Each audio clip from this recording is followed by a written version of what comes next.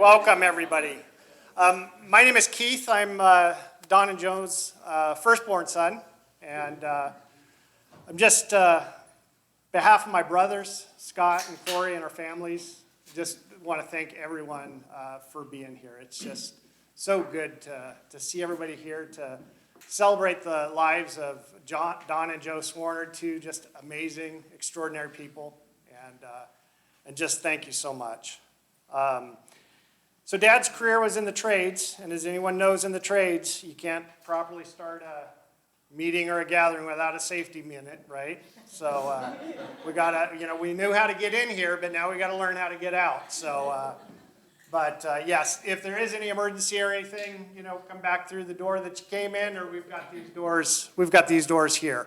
And more importantly, the safety minute I learned is to tell everybody where the bathrooms are. That's actually the reason you have a safety minute. So the bathrooms are out the hallway here to the right and all the way down to the end. So also importantly, because we want to get our deposit back, this is a non-smoking facility. So if you do need to smoke, make sure you go out to the sidewalks or something like that.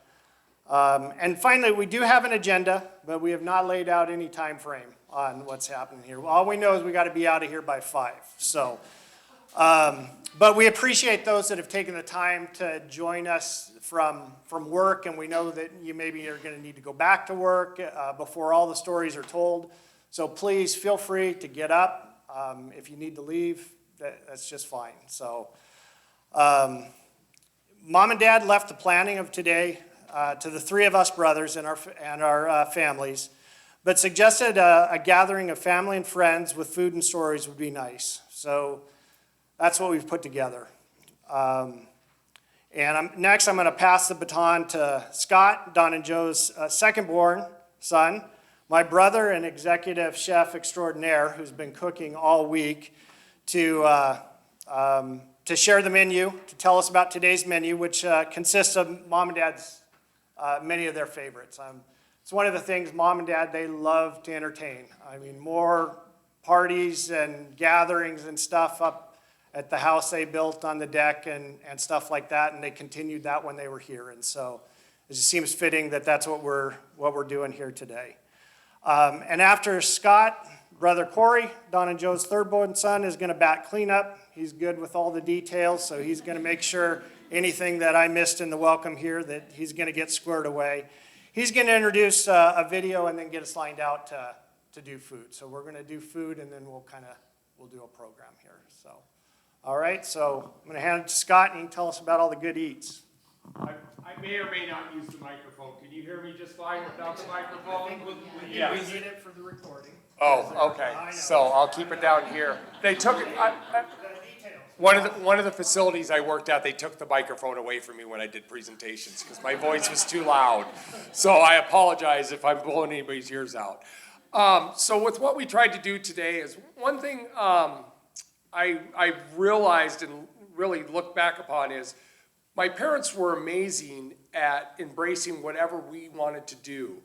And one of the fun things I've done with my mom and my dad, they were very knowledgeable in culinary in their own ways of doing things. My mom went to culinary school on an adventure to New Orleans, and she took a cooking class for 2 weeks, would come home and make food for everybody. I think in the 70s they did a weird theme party where it was all, you ordered off a menu that you didn't know what you were going to get, and I remember my Uncle Lauren, he ordered green golf balls and they were Brussels sprouts, and he was mad because he's like, I didn't know they were going to be Brussels sprouts, but so... And, Thanksgivings, I can remember as a kid, we had Thanksgivings where we had 50 people up there, and it wasn't just the Swarners. We had the Mullins, we had the Aguilars, we had, the family went further than just and food was a huge part of it. So what I tried to do today is, I just tried to think of what my parents always kind of ate, enjoyed, and what we ate with them.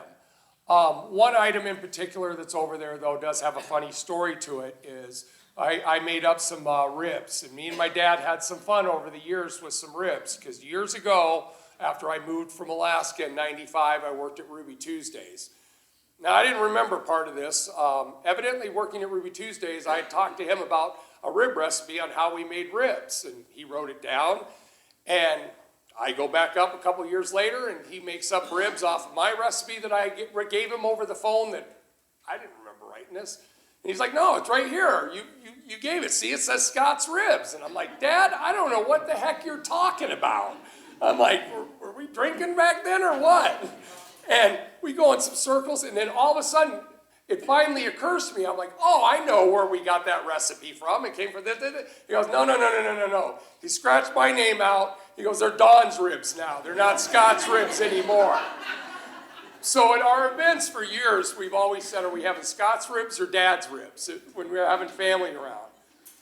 Unfortunately, I guess the one thing my dad said was I got the rib recipe back, and they were my ribs after he passed away. So we're making my dad's ribs today, but they're my ribs now because they got passed down to me. But my parents were amazing as far as that everything that we ever did, they would go in and embrace it. If I wanted to be a chef, I actually didn't think I wanted to be a chef. My mom told me that I should be a chef, and so I didn't do it for years because my mom was telling me to do it. Go to culinary school. But then me and my dad would take and do stuff together. Corey and Keith have their own unique things with computers. My mom, they always worked with us with what we were going to do, with what we were going to do in our lives, and they embraced it and pulled us in. And the other thing that they gave us that I didn't realize until later on in life is there was times when I was a teenager that my dad's like, we're cutting wood tomorrow. And I'm like, damn, I had plans. Or we're going to remodel part of the house or something, do windows, do plumbing, do this. We knew that we canceled our plans because my parents were very generous with us. And they gave us a lot. And so when Dad asked us to do something, it was no ifs, ands, or buts. And at the time, we bitched and moaned, or at least I did. Now that I own a house, I think every time going, thank God he taught me how to do electrical, or I would have burned this place down, or I know how to do plumbing. I know how to do these things that I wouldn't do every day. But I learned that because he forced me to do that. But at the same time, he looked at what we were doing and said, I want to cook a little bit better, so we would, or maybe with you with computers, or you with finances and carpentry that you did and stuff. But they went along the journey with us also as we got older and stuff like that. So basically, we have a charcuterie tray that my wife did because my dad loved cheese and meats and fruit and all sorts of stuff. We have Marcine's potato salad that is like the Swarner potato salad, Mullen Swain. I don't know how many names it probably has, but it just goes by Marcine's potato salad. It doesn't need a last name. Bonnie salad, which we believe that it goes back to Bonnie Roberts, but we're not for sure, but that goes by Bonnie salad. These are all things we always had at our picnics and stuff. And then we have coleslaw. We have my mom always made these crock pot beans, and that's all that they were ever called was crock pot beans. Since I moved to the East Coast, I've known on the East Coast they're called cowboy beans. There is actually a name for it, and there's 45 different recipes. People argue on which beans to put in it. So we have those, we have the ribs, and then we have actually rotisserie chicken from Costco, because that's what they lived off of towards the end, and it's so delicious. They would invite us over for dinner and be like, yeah, I'm going to run to Costco and pick it up, and they would run and go get a rotisserie chicken, and that's what we would eat. These are all good memories that I have of food with them, and it didn't always have to be the best and the fanciest, because it was the people that were associated with it when we all got together that was the important thing. And the one thing that was always amazing is all the family always helped out with everything we did. There was Thanksgivings, I think, as a kid where we did 50 people in my parents' house. Well, with me being a chef working in a professional kitchen, doing a turkey dinner for 50 people out of your house, that's not an easy feat. I think that you were cooking a turkey in your house. They had the turkey. My dad cooked one the night before because my dad always had to send leftovers home if he was doing something, but we always made it through. So I hope everybody enjoys the food, and thank you everybody for coming.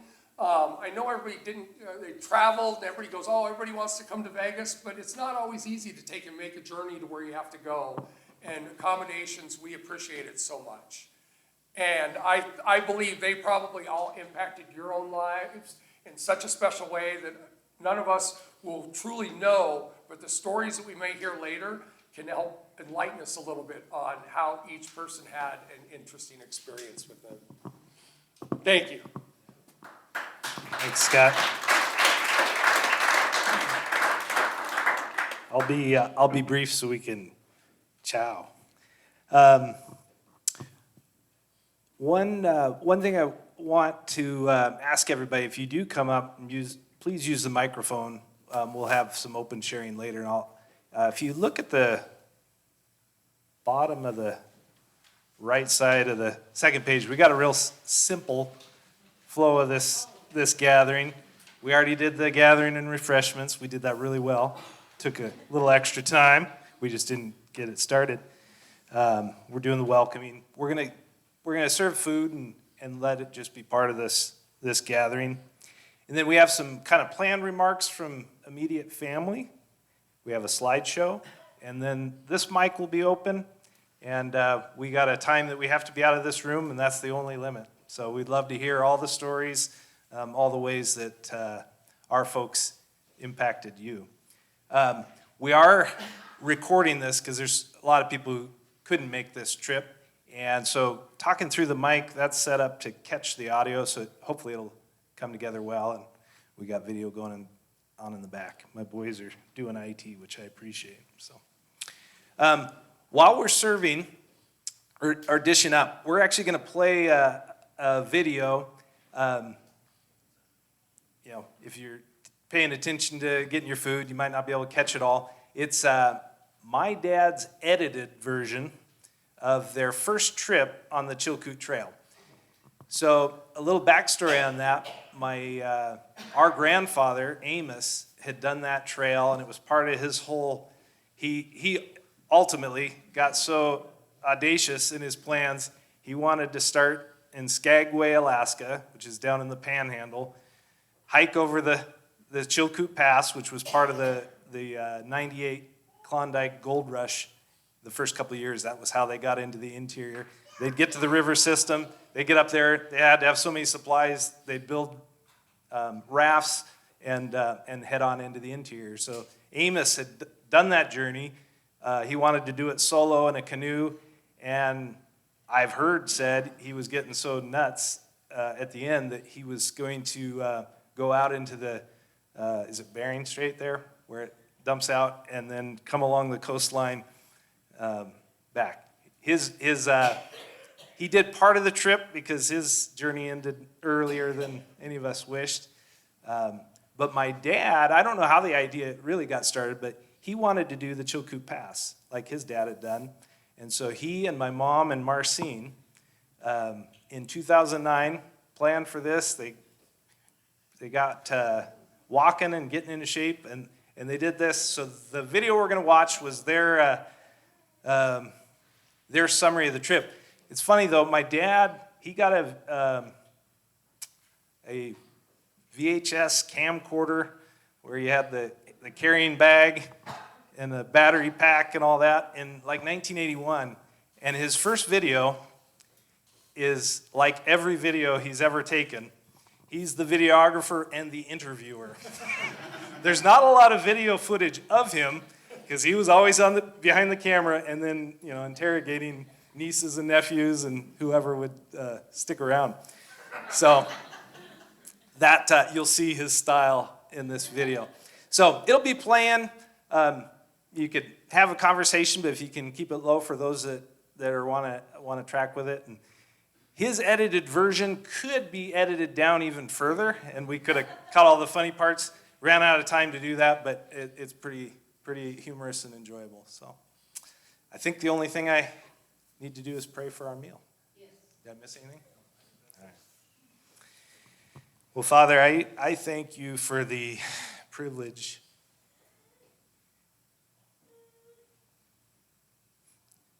that you gave to me to have such wonderful parents. And Lord, your word exhorts us to honor our parents, Lord. And I pray that you'd help us to do that well, and their friends and family that are gathered, that we would do that really well today. And Father, we ask that you would bless this meal. We thank you for the goodness and the richness that we've experienced in our lives. And we just honor you and thank you for it. In Jesus' name, amen.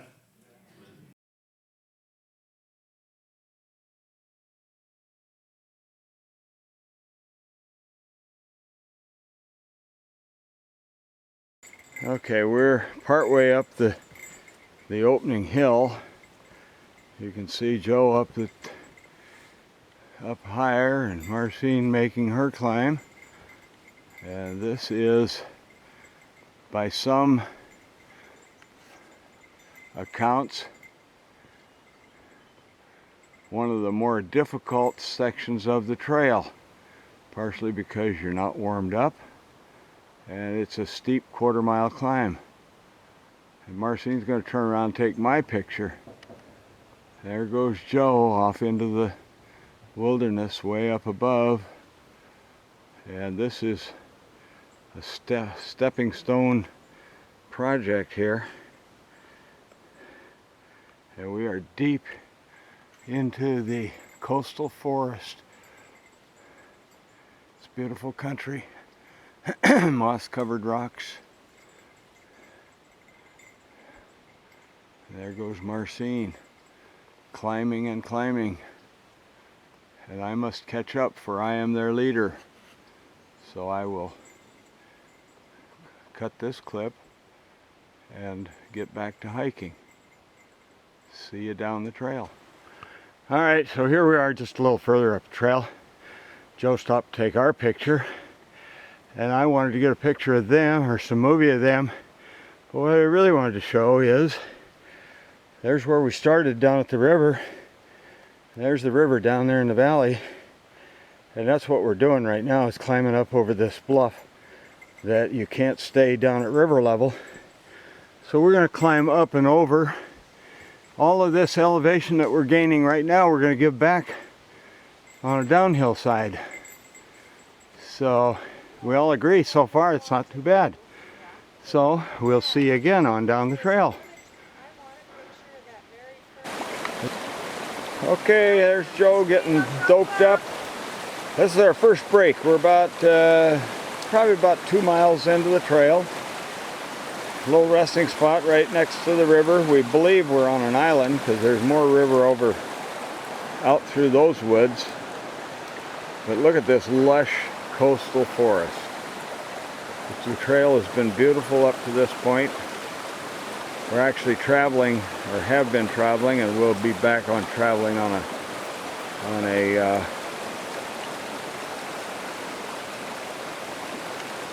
I zoomed in there and I didn't do that.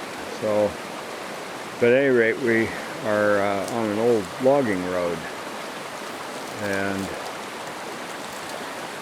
the clouds are still hanging in. I'm putting my perfume on. Oh, let me get back to the... We must put our perfume on for the woods, and so I've taken with me as a choice of perfume. I've decided that Benz would be my selection for this trip. So Is that Benz or Benze? Benz. But off keeps them off. So we Benz smells better, but off works. we'll see I by mean, the end of the trail. What are we thinking of? It's all Who is this all about? it's It's all about me. Well, why don't you shoot some of those? Yeah. All right, and now it's recording. Well, So what do you do? The girls are wrong. This is all about me. But I'm going to have my morning snack. How many My points? crunchy peanut butter. For Tina, this is 250 calories and 6 grams of fat. What? The bottom line is, how many points? We're not even counting. It's a big 4 that he'll true. have worn off by There's a 4-point Finnegan's bar. Point. But I'm only going to eat 2 of them right now. I'm going to save the other 2 for Finnegan's Point. And so we're So- here at the first rest stop. Are we having fun yet? We're gonna run out of battery. Yep. My legs. Been on our feet a lot today. Well, those rocks Climbing over the rocks is hard on your feet. Tough on ankles. Actually, my ankles and knees feel really good. I just hope that it's That's where we came from, ladies and gentlemen. Yeah. We just came across our last snowfield on this side. Yeah, and we got a major one. And on we the got a other major side. one on the other side, it Whoops. sounds like. Here's Jo messing around with her pack, trying to get her whole It's shirt always off. Jo. Let's see. And there's Marcine. Today it's not all about Marcine. Today must be all about Jo. Today's Joe's day. Yeah, and now here's where we're going, ladies and gentlemen, and the camera is coming up, up, up, up. There is the first false summit.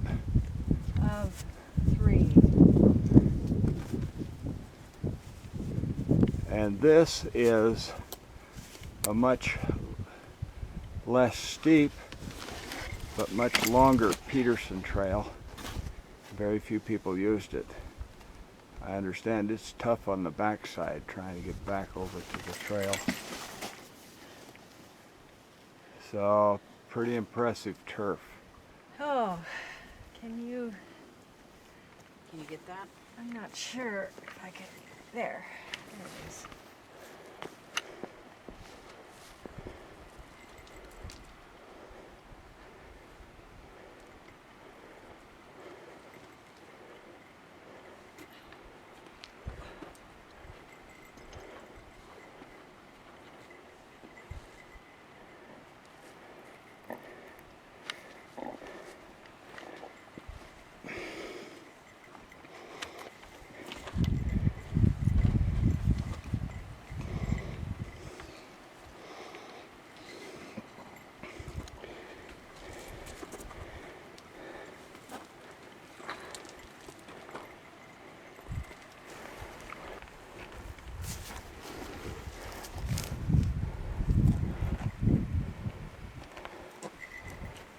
All right, that rock worked for me there.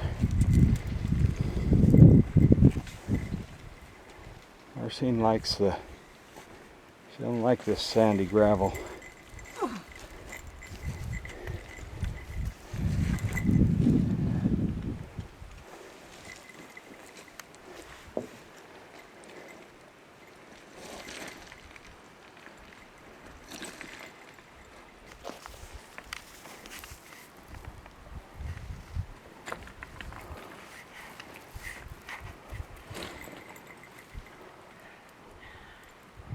I've made a mistake. No, I don't think so. I don't think so either. I think this loose rock is much harder to be in. Well, unless you've got a solid rock sitting there to. Problem is, you do have your pack over your back on this stuff. Mm-hmm. Something's leaking. Well, there's where we started. You want to know how long we've been? No. Okay, I won't look it up.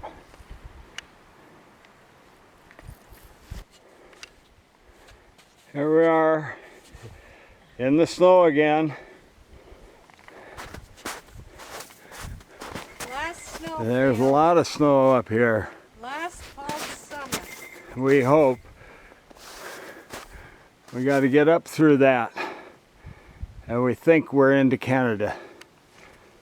And on to the Klondike to strike it rich with our claim in Dawson Creek. So, we'll see you there. Okay, are we there yet? I don't know. You got a Close. couple more feet to go, dear. What the heck is that way over there? That's the Canadian flag and the guard shack. But this is the summit. Ah, this is the summit. This is the summit. We made it. All right, Joe. It's only 1:30. Not quite. 120. 1:20. So we made it in 6 hours. We're in the average. No, I wouldn't say average. we are in the average range that he gives. 8 to 12 hours. We're not We there made yet. it. That's what counts. We did it. Awesome. All right, Marcine, Yes. go out to the summit. I want to see you two show some sisterly love. No, I don't give a damn. We made it. There's the Canadian flag out there. I should get a picture of you on the summit. Only I don't feel like turning around and coming back. Give me that Well. camera. You could take, oh, And I'll get you this way, all right, showing the American side. all right. And don't turn it off. You can cut all this, or maybe. I'm just going All to right, Dawn. I believe I do. Okay, now push the zoom clear to the left, Zoom clear to the left. up on top. And Dawn is at the summit. Got him back there. There's the valley. He's looking down the U.S. side. And here he comes. Yippee-ki-yay! Woohoo! All right, we're looking back down toward Skagway and Dyea. That's where we came from. Mountains and glaciers.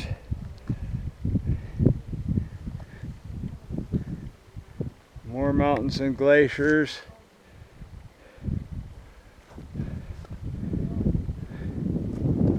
Standing very near the international border here. And there's the Canadian Ranger Station. We got one more ice field to go across. I believe that's going to be it for ice fields. And here's the rocks, and we could have gone higher. Careful. Oh my God, careful. I know. We could have gone higher. There's some wreckage. There's some carnage left over from the 98s. The Stampeders left behind part of the tram and hardware associated with that, I suppose. And there we are, all the way around back to Dyea. Ooh, You ready? yeah, are you pouring? Yeah, I made a We're, mess. we're running. Pour that water in. Okay. Yeah. Oh, good. All right. Yeah, you're filling the I bottles. filled. You're filtering, right? Yeah. All right. Now you're going to purify, right? Right. I'm going to cut this off because that's a 90-second process, and I'm not going to make our viewers watch 90 seconds of purifying. But And I'm the bear bag person.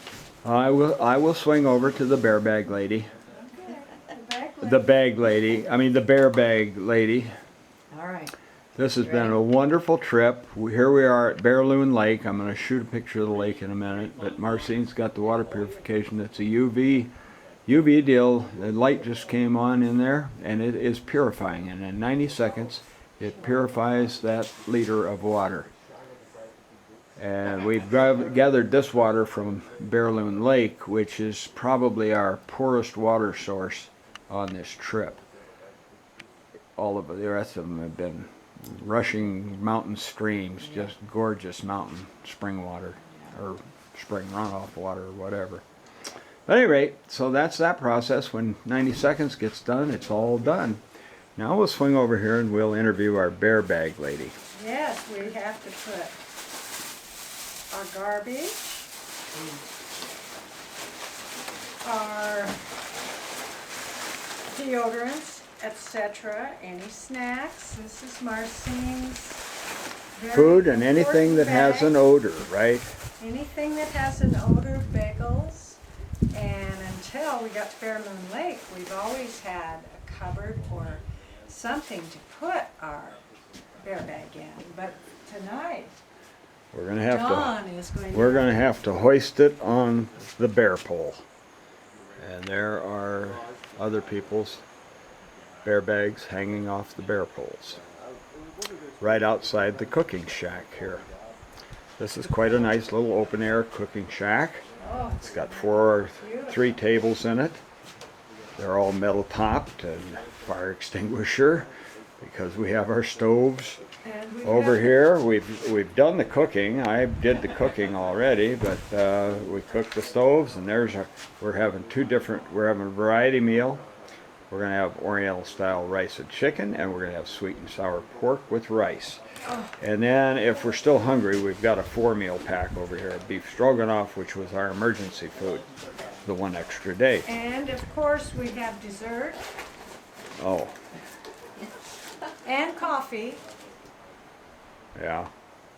What's the dessert? The dessert is M&Ms and a mint.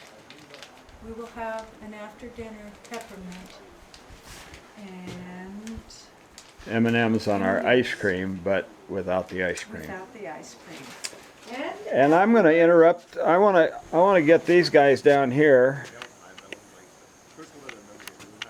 Hey, my Canadian friends.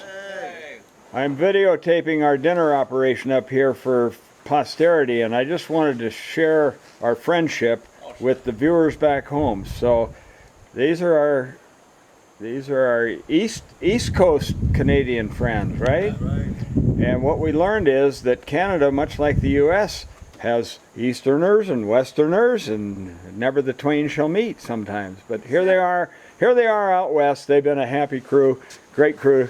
We've enjoyed you. Thank you. The PhD candidate. And the PhD candidate. Yeah.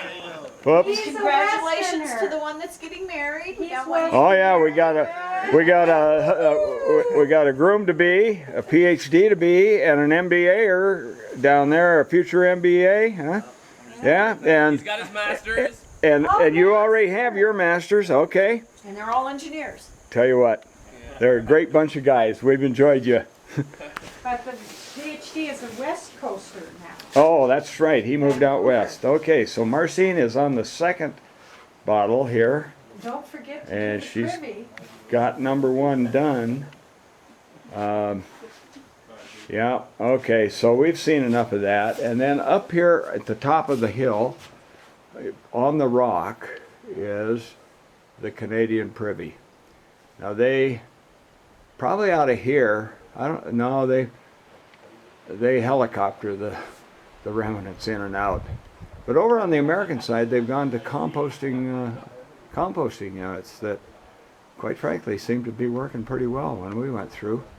Well, one site they didn't stink, the other site they did stink a little. Well, But, and we need to move our tent up. I didn't know there was a tent platform up there. oh, That's the tent platform. well, we're not moving anymore. We moved the first night. Yes, we did. All right. So that's kind of our dinner routine here. We got a little bit of it all going on. So, signing off for now. Oh, there is Bear Loon Lake out there. It's quite a nice, quiet Named little after lake. a loon and a guy that went skinny dipping. I don't know if the loon saw the We're guy. not sure all these stories are true, but You're stuck with it. all right. See you down the trail. God, what the hell is that? That's growing. This is my beauty pocket. Wait a minute. See, I got a comb in here. Damn it, it's hanging out. It's stuck. What do? You gonna comb your bruise? No. I've got all kinds of things in my beauty pocket. Now we just rub this in a little bit. I forgot my leg makeup.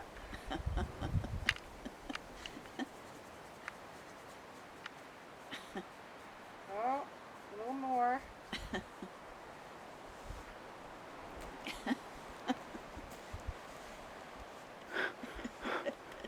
A little dirty.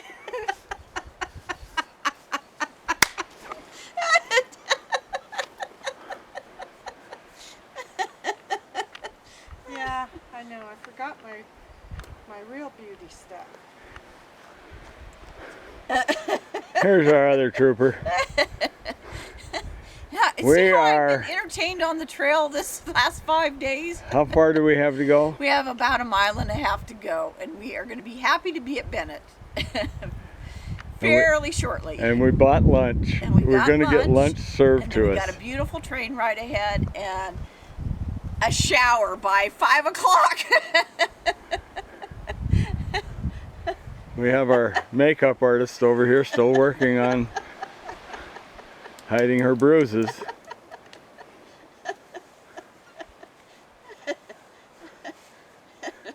Knee pads. I forgot my helmet.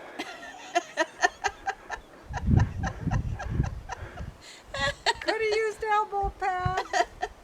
Didn't need them. I hope these boots make it. Okay, that's enough. Let me move my... The day after. The day after, how do you feel? Where's it sore? We're doing great. We aren't sore. We're young chicks. Yeah, that's right. Alaskan girls do what? Kick ass.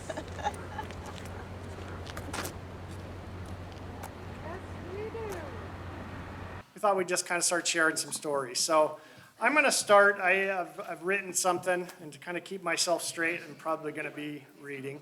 But really, it's just kind of the story of and adventures of Don and Joe Swarner. So it's just kind of a high level, kind of from birth to how they met to kind of their life in Fairbanks and even here. So Don Swarner was born on October 7th, 1943 in Fairbanks, Alaska, to Amos and Maxine Swarner. He was the second of 5 brothers and 1 sister. He passed away on August 16th, 2025. Joe Swarner was born on May 27th, 1946 in Cooley Dam, Washington, to Bill and Betty Miller. She had 1 sibling, an older brother, Jack Miller, who preceded her in death. She passed away on March 15th, 2026. Don spent the better part of his youth growing up in the territory of Alaska. Alaska would not achieve statehood until 1959 after his 15th birthday. He grew up enjoying outdoors, hunting, fishing, and camping as a Boy Scout. Joe spent her youth growing up below the Cooley Dam. She would often say that she grew up under the world's largest air conditioner, as at the time, the water flowed over the dam 24 hours a day, 7 days a week. After graduating from high school, Don attended the University of Alaska in the winters and worked as a union carpenter for Local 1243 in the summers. He later transferred to Washington State University, WSU, to study architecture, not realizing that his real purpose was to meet the love of his life, Joe Miller, who was already attending WSU. Joe's roommate, Margie, who had become her lifelong best friend, was also at the time friends with Dad's roommate. One day, she said, Don, you need to meet my roommate, and then proceeded to orchestrate a blind date. Margie got everything set up for a Saturday night. However, Joe was no easy mark. She required Don to call her and properly ask her out. I'm now thinking that was just training for the later years. So Don agreed and called Mom to ask her out for a date on Saturday night. Mom responded, no, I'm busy Saturday night. Now understand that Mom didn't realize this was Dad who was calling. And she said no because Margie told her to keep her Saturday night available for her blind date. And Dad was thinking, what the heck? I thought Margie had this all set up. I thought we were playing slow pitch here. So being quick on his feet, he said, how about Friday night? Mom agreed. And once the misunderstanding was cleared, Dad had knocked it out of the park, scoring 2 dates, one on Friday night, followed by one on Saturday night. Mom and Dad used to love to tell that story, and we would just laugh. In 1968, not long after Don and Joe began dating, Don was drafted into the Army, where he immediately proceeded to the nearest recruiting office, turned left instead of right, and joined the Navy. He then headed to Cooley Dam to marry Joe, who would become his lifelong partner, and finally to the Naval Training Center in San Diego for boot camp.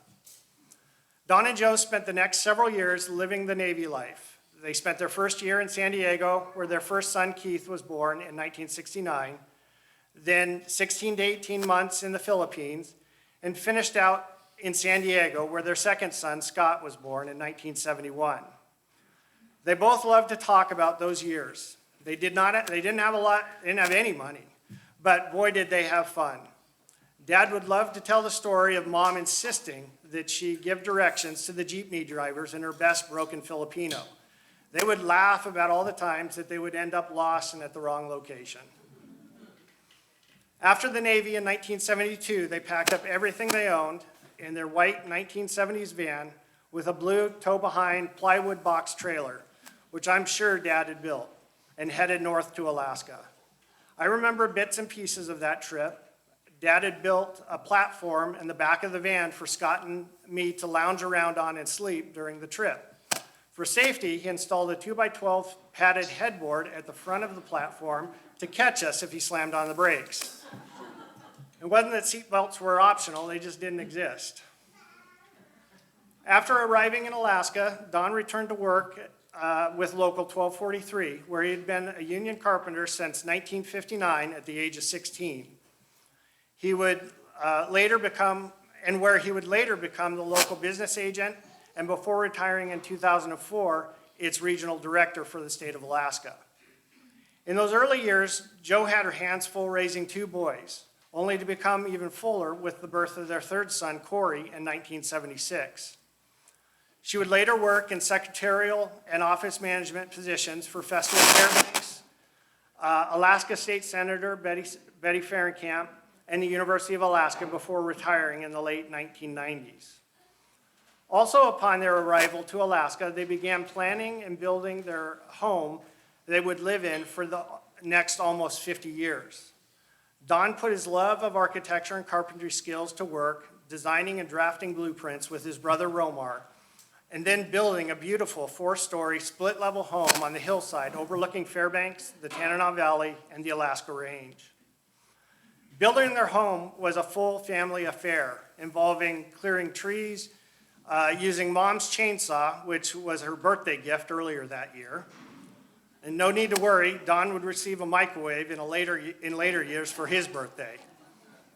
Mixing yards upon yards of cement, in which Mom was the mixer-in-chief, laying nearly a half a mile of concrete block, which was done by soon-to-be brother-in-law Jim Mullen and his dad, and pounding thousands of nails by Don and his brothers to construct the walls, floors, and roof. Uncle Romar even found time to nail 4-year-old brother Scott's blanket to the floor while Scott slept on the plywood floor amidst all the construction activities. All this with only a few Sunday trips to the emergency room for minor stitches, which at the time was Scott's unluckiest day of the week. As I reflect on this, I'm thinking that Scott did not enjoy the early days of house building as much as I did. One other funny story Don liked to tell was of his dad Amos going around the job site finding bent nails to straighten. All the while, Don saying under his breath, "Dad, I can buy more nails, but I can't buy more time, and I need to get this boxed in by winter." Over the next 50 years, Don and Joe raised their family of 3 boys and built their life together in Fairbanks. They believed in community and involving themselves in their children's lives, whether it be scouting, hockey, basketball, or wrestling. During their work years, their efforts supported the development of the Golden Heart Park, where the first unknown family statue is located in downtown Fairbanks, and where the brass plaque they purchased as part of the fundraising for this community park with the names Don, Joe, Keith, Scott, Corey, and Bingo, the family dog, still exists.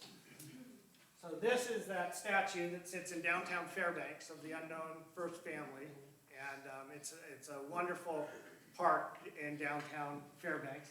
And this was the kind of appreciation from Festival Fairbanks to Mom and all the work that she did on that project, and that was in the mid 80s. 1984.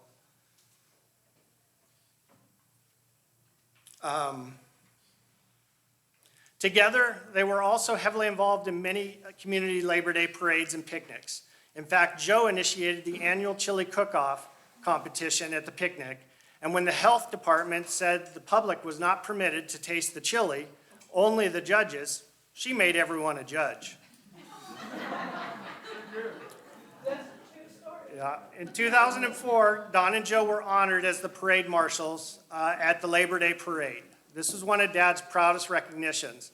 He often would look at the plaque that hung on their wall, this plaque right here, and would say, you know, your mother is the only wife that has ever been recognized alongside their husband for this honor, and she deserved it. And then would proceed to tell the chili story and the countless hours she spent alongside him contributing to these efforts.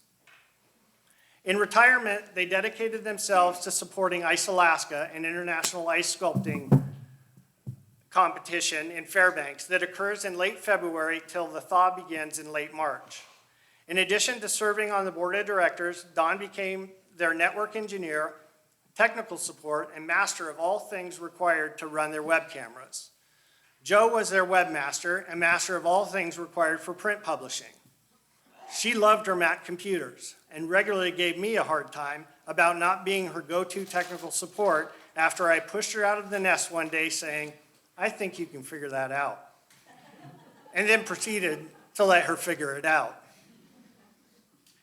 After Ice Alaska, they found a new organization to share their love and talents, the Fairbanks Senior Center.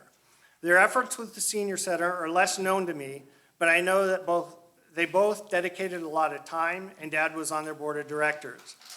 And knowing how they live their life, I know they both left a lasting mark. During these years, they also dedicated much time to their grandchildren, frequently traveling to the state of New York and Oregon. They always showed up. Whether it be a hockey rink, a swimming pool, soccer field, shooting range, football field, track and field, or cross-country meet, or a scouting event, they were there to support and cheer on their grandchildren. Some of their adventures with grandchildren include pumpkin patching, teacup rides at Disneyland, camping at Yellowstone National Park, exploring the Grand Canyon, and hikes across the Chilkoot Trail. Don's love for travel and Joe's love for Don took them on many cruises around the world. In retirement, they cruised to the Mexican Riviera, the Bahamas, and the Panama Canal, and the Pacific to Hawaii and Singapore, and for their 50th wedding anniversary, a short but memorable 3-day cruise to Mexico with their 3 sons, 3 daughter-in-laws, and 7 grandchildren. After 50 years of shoveling snow, plowing driveways, and cutting grass, Don and Joe made a new chapter in their lives. They moved to the desert. After receiving Mom's diagnosis, they knew that living in their lifelong home was no longer going to be an option, and they began looking for single-story homes. They eventually settled on moving to the Las Vegas area. One of the main things that attracted Don to the area was all the new construction. Although he was a lifelong carpenter, he did not want a fixer-upper. His one hesitation was the heat. He didn't know whether he could, live in this heat. He liked to share a story. You know Don, he liked to tell a good story, and if you'd already heard it, too bad, you were going to hear it again.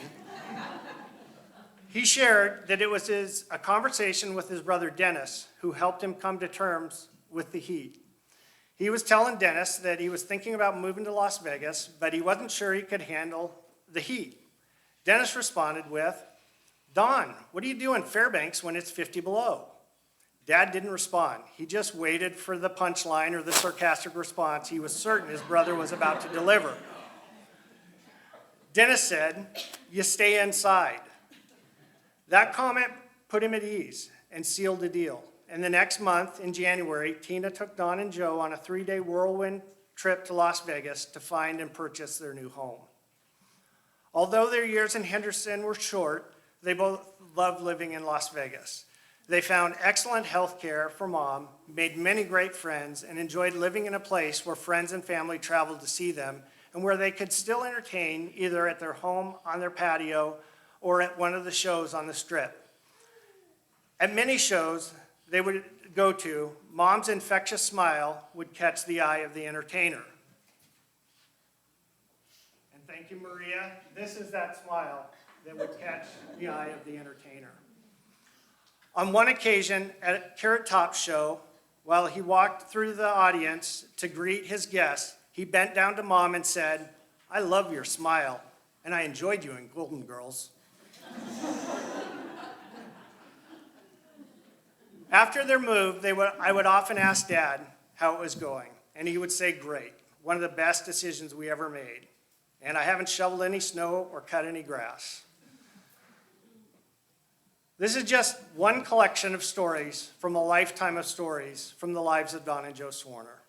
Today, as we celebrate the lives of Don and Joe, we look forward to the stories shared from family and friends that will add to this collection. Stories not only about their lives, but also about how they impacted ours. And as I said earlier, Don liked a good story, and he liked to tell ones we've already heard even better. So don't hesitate to tell your story, even if you think we've heard it. Today especially, we want to hear it again.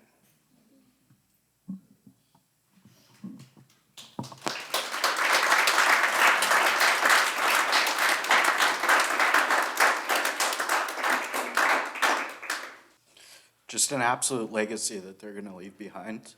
But I know it's going to continue on through the rest of our lives.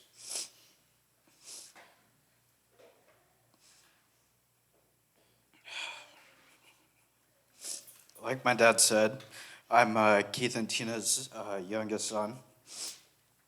Youngest child, I should say. Their only son.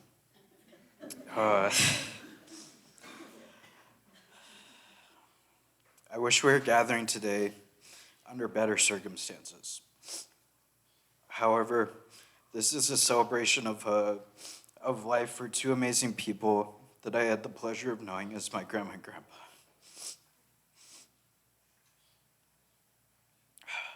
Never did I think I'd be speaking at my grandparents' celebration of life. I always knew this day would come, but I never wanted to accept it.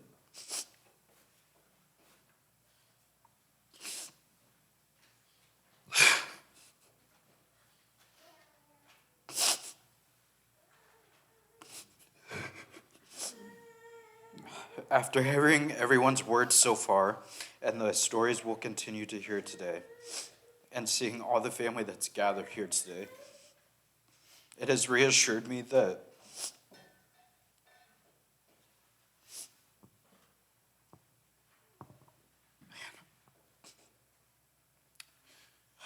my grandparents have made an everlasting positive impact on everyone's life.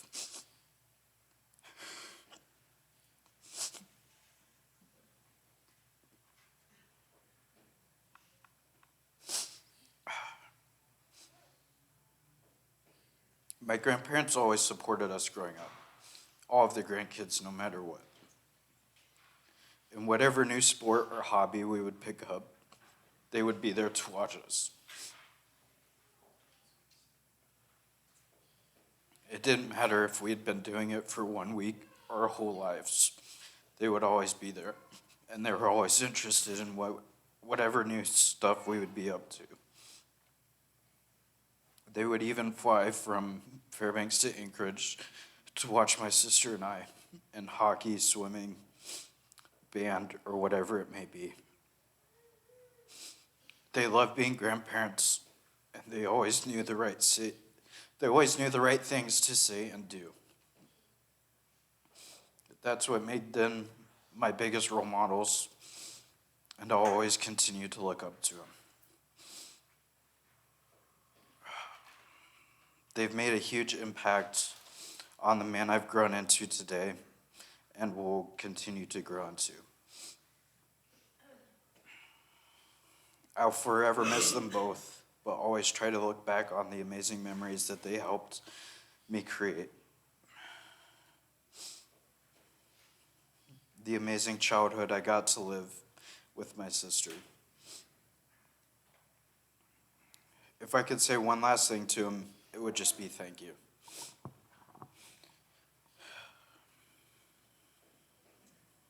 I just want to end with a text that I had sent to my mom earlier this year.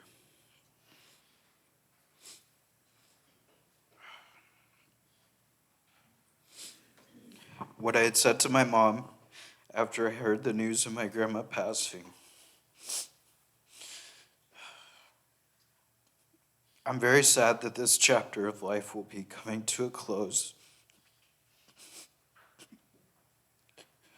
But I just like to sit and reflect on how great of memories I got to create with everyone growing up.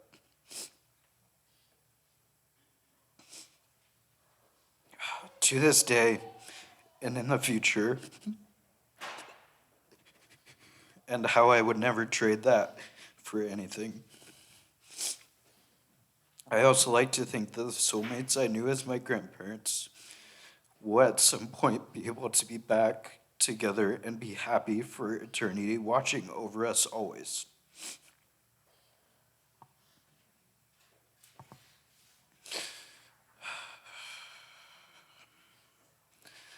I told her that I think I've just had more time to process everything with my grandma's passing, and it was all settling in at that moment that I knew that their legacy would live on forever.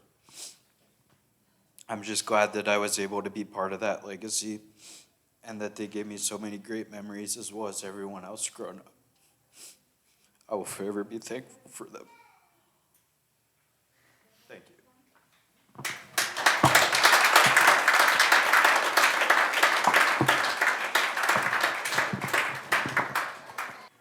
Like I said, I'm Cheryl. I'm Keith and Tina's oldest daughter, only daughter.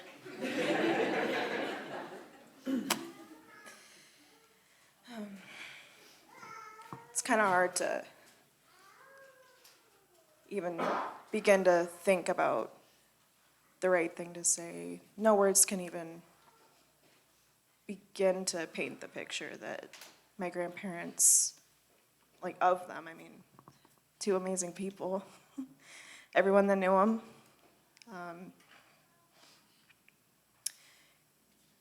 We have lots of extended family, immediate family.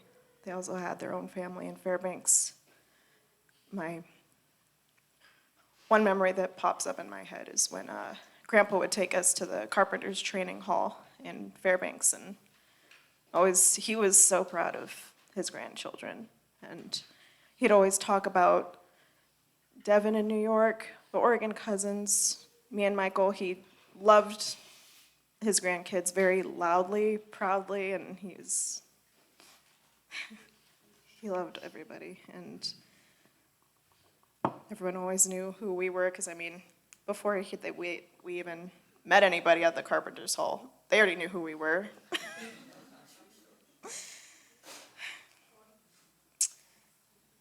No speech could ever fully paint that picture. But thinking of my childhood, though, think about all the weekends that were spent at their house. Mom and Dad would go out of town to Anchorage or somewhere down in the States. I'd sit out. I'd always be at Grandma and Grandpa's house, and I'd always have my best friend, Maxine, out. I was always convinced that we were written in the stars. She had the same name as my grandpa's mom, so. I also think about the game nights that we shared around the table, making a trip up to their house just because Grandma wanted her nails done. She wanted a girl to just yap with and get a break if Grandpa was driving her crazy that day. Or even Grandpa wanting to bake the Christmas cookies before we wanted to go in the hot tub and watch Aladdin. I don't know if anyone hasn't heard that story, but like Dad said, we're gonna retell stories that you've already heard before. My priority that year, apparently, was going to hang out in the hot tub and watching movies. So I go upstairs and ask if I can get in the hot tub.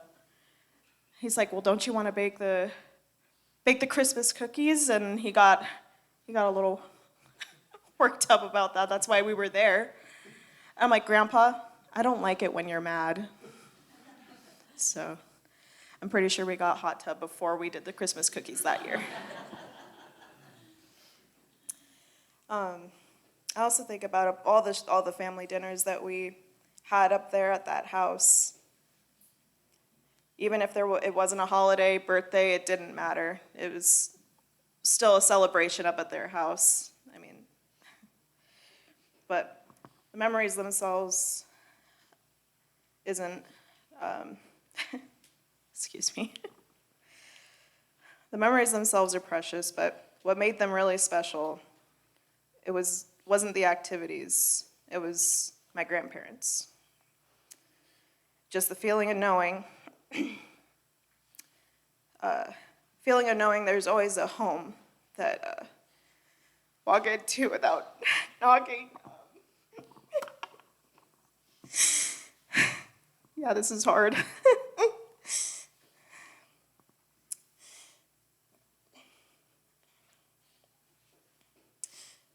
It was a home we could always walk into. Without announcing ourselves, we were always welcome. And it was a place we were always wanted and always loved. Even friends and partners who they'd never met, complete strangers, they welcomed them in with open arms. They always took the time to get to know everyone who was in me and my brother's lives. Any place with them, it was a place that everyone felt like family. Their love was built in 1,000 ordinary moments, and that was carried through a lifetime. My grandparents loved loudly. They loved people exactly as they were, and they had a way of making everyone feel special. And I'll never forget how Grandpa would never miss an opportunity to introduce me or slide it into a casual conversation that I'm his favorite granddaughter, trying to prompt me to, from when I was very little, and I looked at him and I'd say, "Grandpa, I'm your only granddaughter." But that's just who they were. Made people laugh. They made people feel seen, and everyone felt very loved.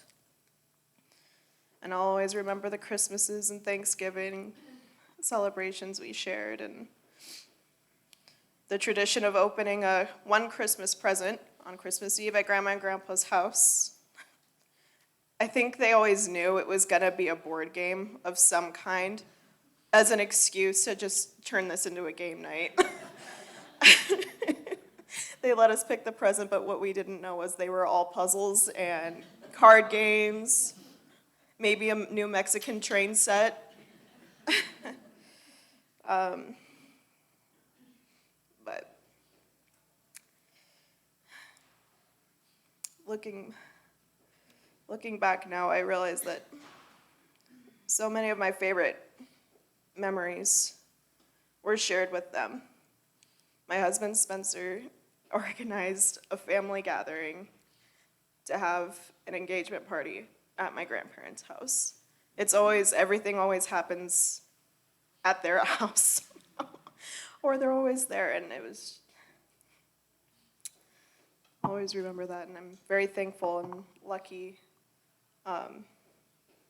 to call them my grandparents.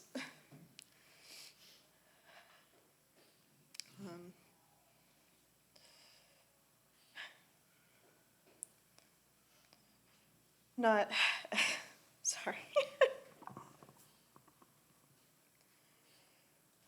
I feel like every day they were so involved in our lives that I feel like their legacy is just so etched into my everyday life. There's not a day that goes by when I don't think about one of Grandpa's stories that I'm just like, gonna miss them.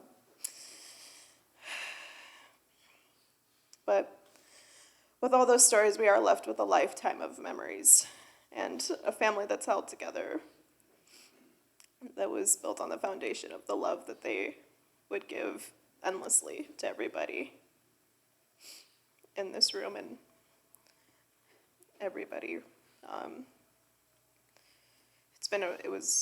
It's a privilege to get to call them family, my grandparents, and to have grandparents that loved as hard as they did. Thank you.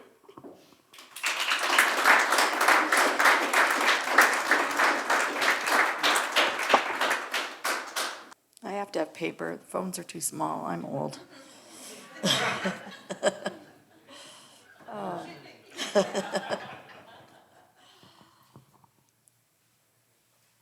As I stand in front of you today, and I somehow want to share with you how much I love Don and Joe, and let you know how much they meant to me. My children already did a wonderful job, so. Okay, put the tissue paper for me. All I can think about is how everything I have in my life is because of them. I married the love of my life because of them. It was their son.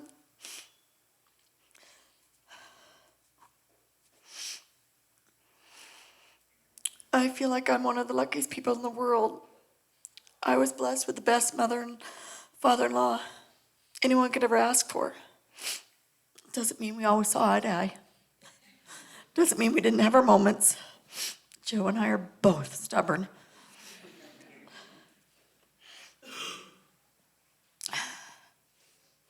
They always had my back, and I knew they always had my kids' back. They would do anything for anyone in their family. They would not ask questions, they would just do it. They were such a huge part of my life. Partly because we were the only ones that stayed in Fairbanks.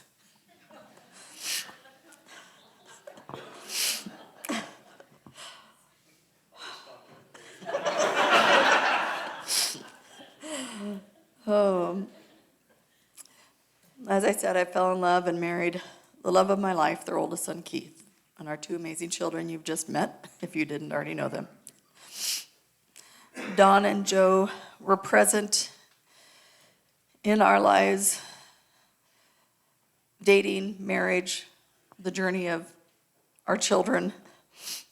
They were on every trip, every paperwork processing we had to do for our children, and they were there each time we brought them home.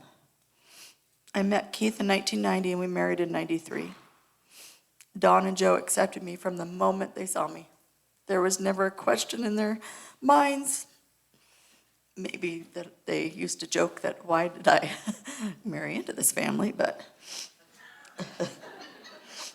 Keith and I started and raised our family in Fairbanks, and until a few years ago, I really never thought we would leave. Now, in the middle of December, when it's dark and cold at 40 below, I wished we would leave. But I really never thought we would leave Alaska. And in fact, if Don and Joe hadn't left, we probably wouldn't have. Fairbanks was an amazing place to raise our kids, but the most amazing part about Fairbanks was that Don and Joe were there. I was raised in the same small town as my grandparents, and I loved having family around. And I wanted that for my children. But both my parents passed away a long time ago.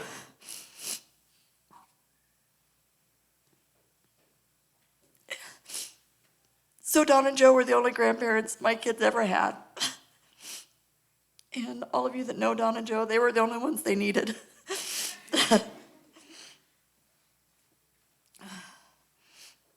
They were there for everything, as they both said. It didn't matter if it was a elementary school band concert, and you all know how wonderful those are. Birthdays, graduations, it didn't matter. Don and Joe were there. Michael and Cheryl knew that they didn't just have Keith and I in their corner. They had Grandma and Grandpa. They were there, big and small. And I watched them fly to their other grandkids to be there as well. Sadly, Dawn passed away a month before Michael married the love of his life, Allie. We had so many plans for him. And just 3 months before Cheryl married the man of her dreams, Don was so excited he wanted to be at both weddings. Thankfully, Joe was able to attend both weddings, and she thoroughly enjoyed herself at both weddings for anyone that was there and saw her. And she made sure both kids knew Grandpa would have been here if he could have. And we know he was, if only in spirit. We have some amazing memories and pictures of Joe at both weddings, and I know we'll cherish those forever. In my 36 years as part of this family, I've been on many adventures with Don and Joe. From the moment Keith and I started dating, as I said, they treated me as family, and I went on the trip to Bill and Betty's 50th wedding anniversary. They footed the bill and everything. Let's take the girlfriend along. Okay, we only did 2 rooms, so you'll be sleeping with Keith, Scott, and Corey. That was fun. And I was even included in family portraits. They were semi-professional, taken by Scott's friend in the living room with a sheet draped behind us. And truly, the pictures actually came to Henderson and were hanging in the spare bedroom for many years, big hair and all.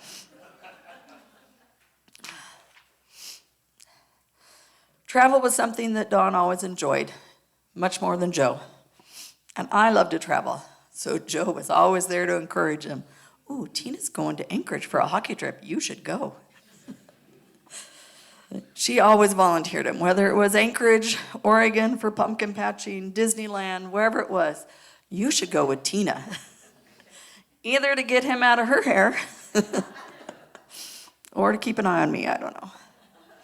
The kids always loved traveling with Grandpa, especially in the motorhome. Lots of trips in the motorhome. The first place that Keith and I called home was a little cabin at 211 Fifth Avenue, just down the street from Don's childhood home, and the Carpenter's Hall, where he worked, which came in really handy one day when I was going to lie linoleum in my kitchen floor of that cabin while Keith was out of town as a surprise.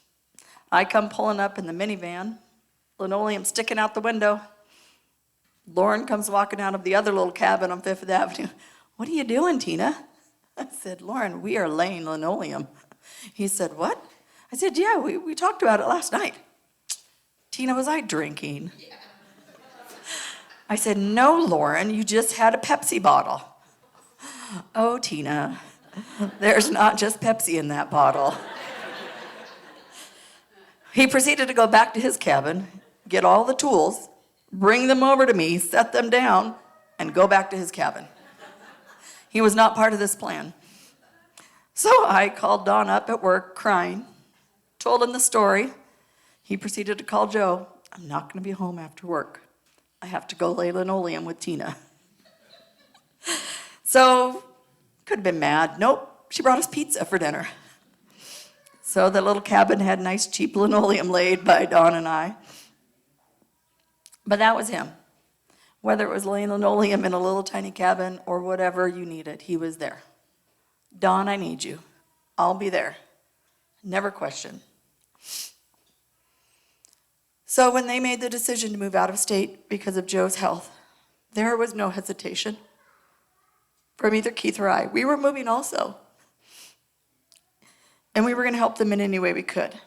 After everything they did for me, my family, for us, that was just no question, we were moving.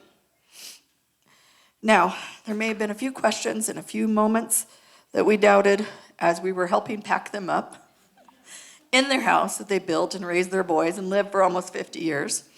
I'm not going to say hoarders, but there was a lot of decluttering. And, you know, you might want to just start decluttering everybody. I'm just saying. Don't leave it for your children. It's not fun.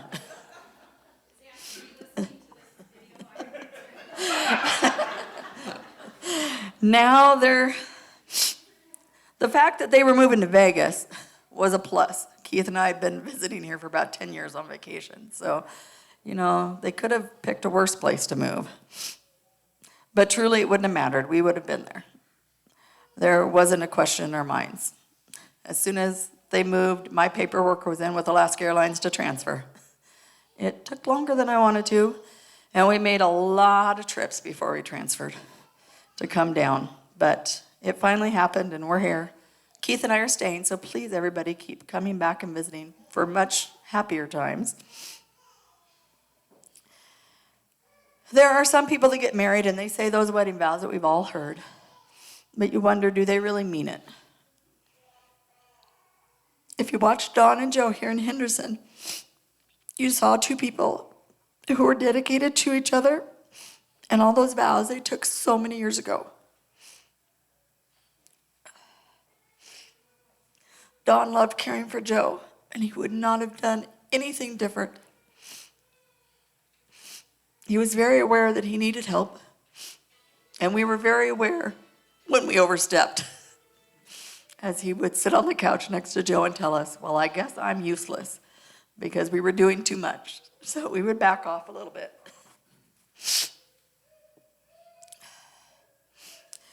This was not the retirement that either of them thought they would have or wanted in a perfect world.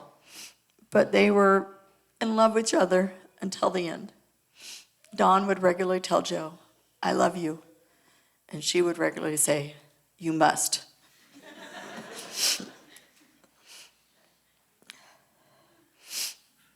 They had their moments up until the end. Anyone who knew them knew they had their moments all through marriage. They still had them down here. There were times we would kind of look at Dawn like, hey, calm down. And then we were in charge of caring. And we were like, hey, he may have had a point.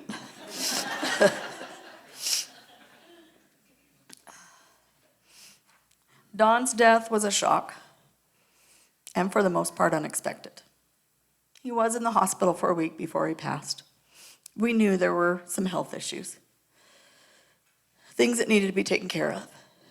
But I know, at least myself, I thought he was coming home from the hospital.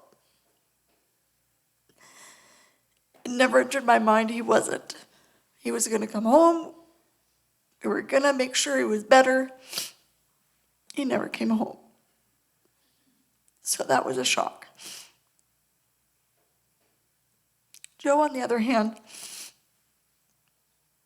as you saw on the Chilkoot Trail, was a badass for most of the years that I knew her.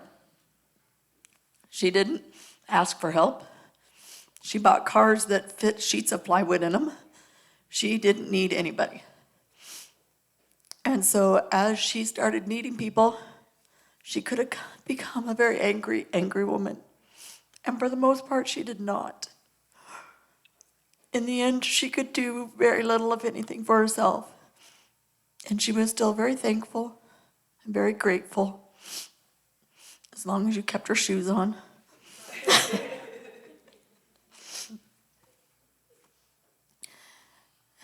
Joe's death was very peaceful. All of her boys were with her, if not right there, watching.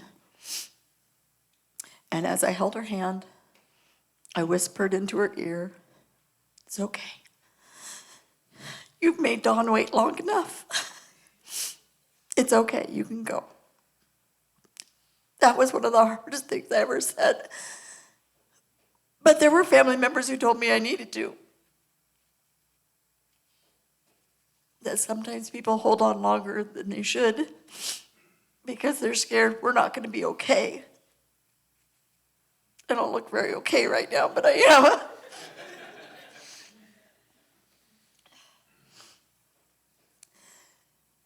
So that was one of the last things I said in her ear, and Sandy and Kathy are gonna have to forgive me for the other thing I said in her ear.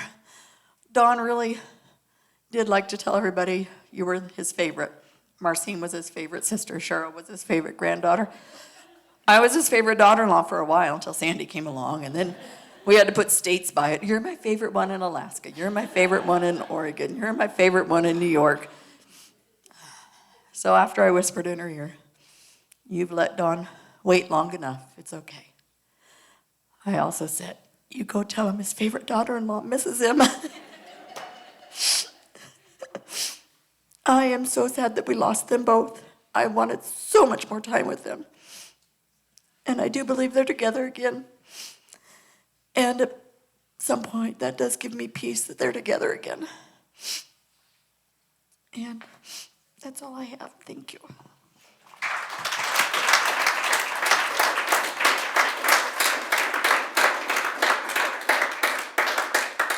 So we have more stories to tell, but we're gonna take just a moment here. And, I think what Tina shared, really was, at the end, it was tough. We didn't expect Dad not to come home from the hospital, and really, even as we talk with Dad, we were all, certain that Mom would probably pass before Dad. And it just because of her condition, it was progressive but things don't always work out the way, like you're not in control, right?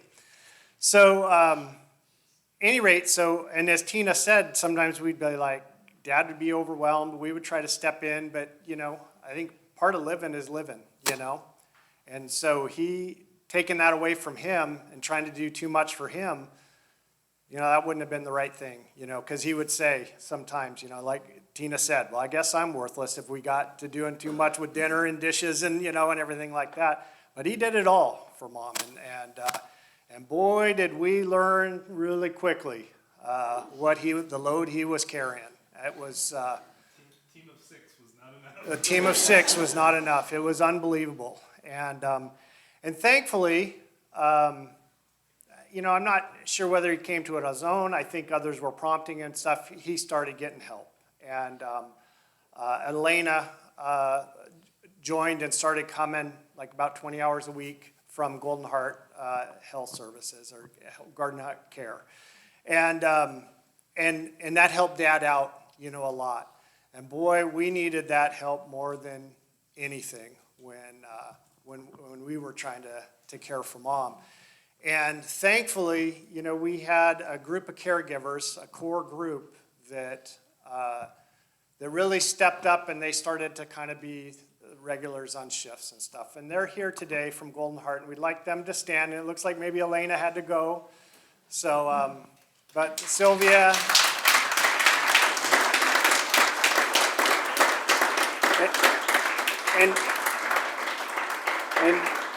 And dear Maria. And we've just wanted to give a token of appreciation for all that you guys did for Mom. And really, I want you to know all you guys did for us. We couldn't have made it through without the support that you gave us and the love that you gave Mom. It was so special.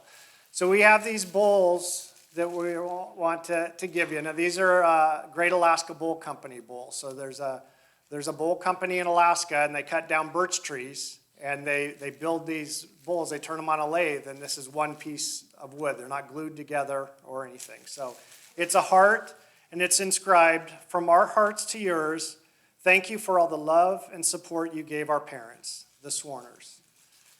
And they could be used as a bowl, and you can put things in them, or there's also a stand. And they had all kinds of these stands in the drawer, and I was thumbing through them all, and I finally came across this one, and it just was perfect. Fairbanks, Alaska, the Golden Heart City. So the Golden Heart City to Golden Heart Care. We so appreciate everything you did. So, we take the bowls out. Yeah.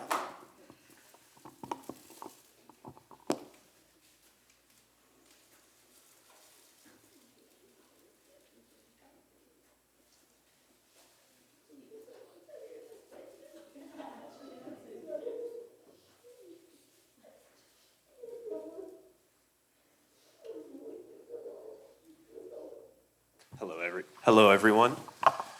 I am Braxton. I'm Corey's oldest son, and for a little bit, I don't remember it, but I was Grandpa's favorite grandson.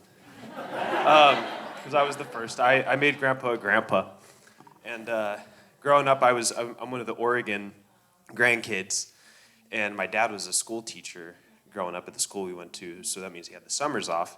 And he'd go back up to Fairbanks and work as a carpenter and make way more money in those 3 months than he would as a school teacher. So he'd stay up there the whole time, but we got to go up and visit. And it was like going to a fairy tale. I thought it was so cool. I was so proud to say that, I got Alaskan blood in me. I get to go up to Alaska and hang out with my grandparents that built their own, the coolest house that I had ever seen. They had a clothes chute from their room on the third or whatever, I don't know, it was all weird floors. Third floor all the way down to the laundry room. And at some point we made a big enough pile of towels that we were jumping down the 20-foot. So Grandpa and Grandma's house was awesome. I think one of my earliest memories is going down. We went up for one winter as a kid. Normally went in the summer, and I was sledding down. They had also the coolest driveway. Everything about going up there was the best. They had long driveways, so I remember sledding down that. But yeah, Grandpa Don, Grandma Joe, they were just the coolest. I was so, I don't know, I'm reflecting and realizing how many things about them I was just the proudest to share with anyone. I love that I was the only kid in my class that had a grandpa that knew how to use a computer well. And then that my grandma always had 2 MacBooks, because you never know when you needed to, it's quicker to switch to your second MacBook than reload.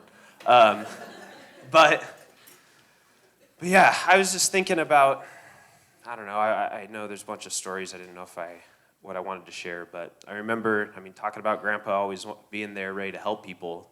It was the first house that we had in Portland that I was just barely getting old enough to remember, and I remember that Grandpa came down and they remodeled the whole kitchen in a week, and that was the only nice room in the whole house because the rest of the house sucked. But man, kitchen was nice, and then the next house, it was the upstairs bathroom got remodeled, and that was really nice. The rest of the house, could catch up. But Grandpa, yeah, I just, built his own house. I love telling everyone about that. Thought carpentry was awesome. I got one of his union hats with the big emblem on it, and I still have that and still love it. But I was thinking about stories to tell, and in training for the Chilkoot, there was a portion of our lives I think, middle school into high school, where pretty much the only thing we did was hike as our own family, and then Grandpa and Grandma would come down too, and we'd do stuff. And off the Columbia, there's a real beautiful trail, Eagle Creek Trail, and that was a pretty good training ground for us to, start to get into shape and stuff like that. Because, Grandpa and Grandma, they had already done it, so they were prepared, but, us grandkids, we had to catch up. So we're going, and we're hiking along and stuff, and eventually we get to a couple miles deep, and we're pull off the side of the trail, and we're just taking a break. We're all, Grandpa made sure all of us had fanny packs so that your trail snacks were easily, within arm's reach at all times. And Grandpa's sitting there eating food, and we had our little poodle, because Grandpa and Grandma had their miniature poodle, so we had to get a miniature poodle too. And we're looking at Grandpa. I'm like, Grandpa, why are you eating dog food? And he was like, without even looking at the bag, so confident, this is not dog food. These are almonds. Like, Grandpa, take a look at what you're holding in your hands, and look down, and sure enough, he was eating Sox's dog treats or dog food or whatever, doggy kibble. So eventually that became a favorite story of ours for, a few years, just giving Grandpa crap about eating dog food. So eventually when he got all the grandkids and we're doing the Chilkoot Trail, part of the deal was if everyone makes it up to the summit, I don't know if no complaining was involved in the deal or anything, but once we got to the top of the summit, if someone carried a bag of dog food to the top, Grandpa was going to eat some dog food for everyone as a reward. So I don't remember who had it in their pack. I'm sure we passed it around so everyone carried the load. But yeah, Grandpa ate some dog food at the peak on the Chilkoot. So I love them very much. They are some of the most special people. I thought I'd heard every story, but I'm sure I'm going to hear hundreds, dozens of them today that I've never heard before. They're just highlighting even more how wonderful they are. But yeah, part of this is a big moment for me because I remember, I think probably the first funeral I ever went to was Grandpa Bill's, great Grandpa Bill, Grandma's dad. And I remember walking out back to the car with my family and talking to my mom and dad, being like, funerals are awesome! And they're like, what are you talking about? I'm like, everyone just gets up there and tells funny stories for 3 hours. That was great. And I realized that might not be the case for every funeral, but for every Swarner funeral, absolutely. I'm proud to come from a long line of storytellers, people that talk too much. Everyone knew Grandpa because, gosh darn it, he was going to make sure everyone knew him. Talking to everyone. I was just saying, I'm surprised he didn't get a golf cart just roaming around trying to talk to anyone on the front porch. But yeah, I think part of it when it really hit me is that, I married my wife Megan, and we got to, the last winter in Alaska, we got to go up and do Christmas up there. That was really important to me because I wanted my wife to see one of my favorite places in the whole world, got to grow up going to. And it just tracks Grandpa Don. He loves his daughter-in-laws. That as soon as he heard Megan liked salmon, oh boy, 6 different kinds from all over, cooked in 4 different ways, set up on a platter, perfectly taste test, because, yeah, Grandpa loved to host, he loved people, he just loved everyone. But, yeah, when someday we have, one of the things I'm most sad about when we finally decide to have kids, if we have a son, we both picked names that mean a lot to us, and we want to name him Anderson Monroe Swarner, so it'll be another Amos. But I'm sad that Grandpa didn't get to meet his great-grandkid Amos, but it's okay. But yeah, I think that's about it. But I just love these people.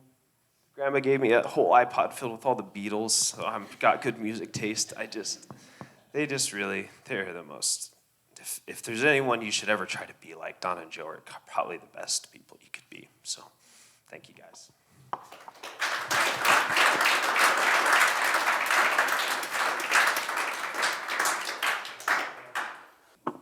If you don't know already, I'm Marcine, Don's one and only sister, his favorite, of course. And I just wanted to share a little bit about, from a different perspective of a younger sibling. Don was 11 and a half years older than I was, and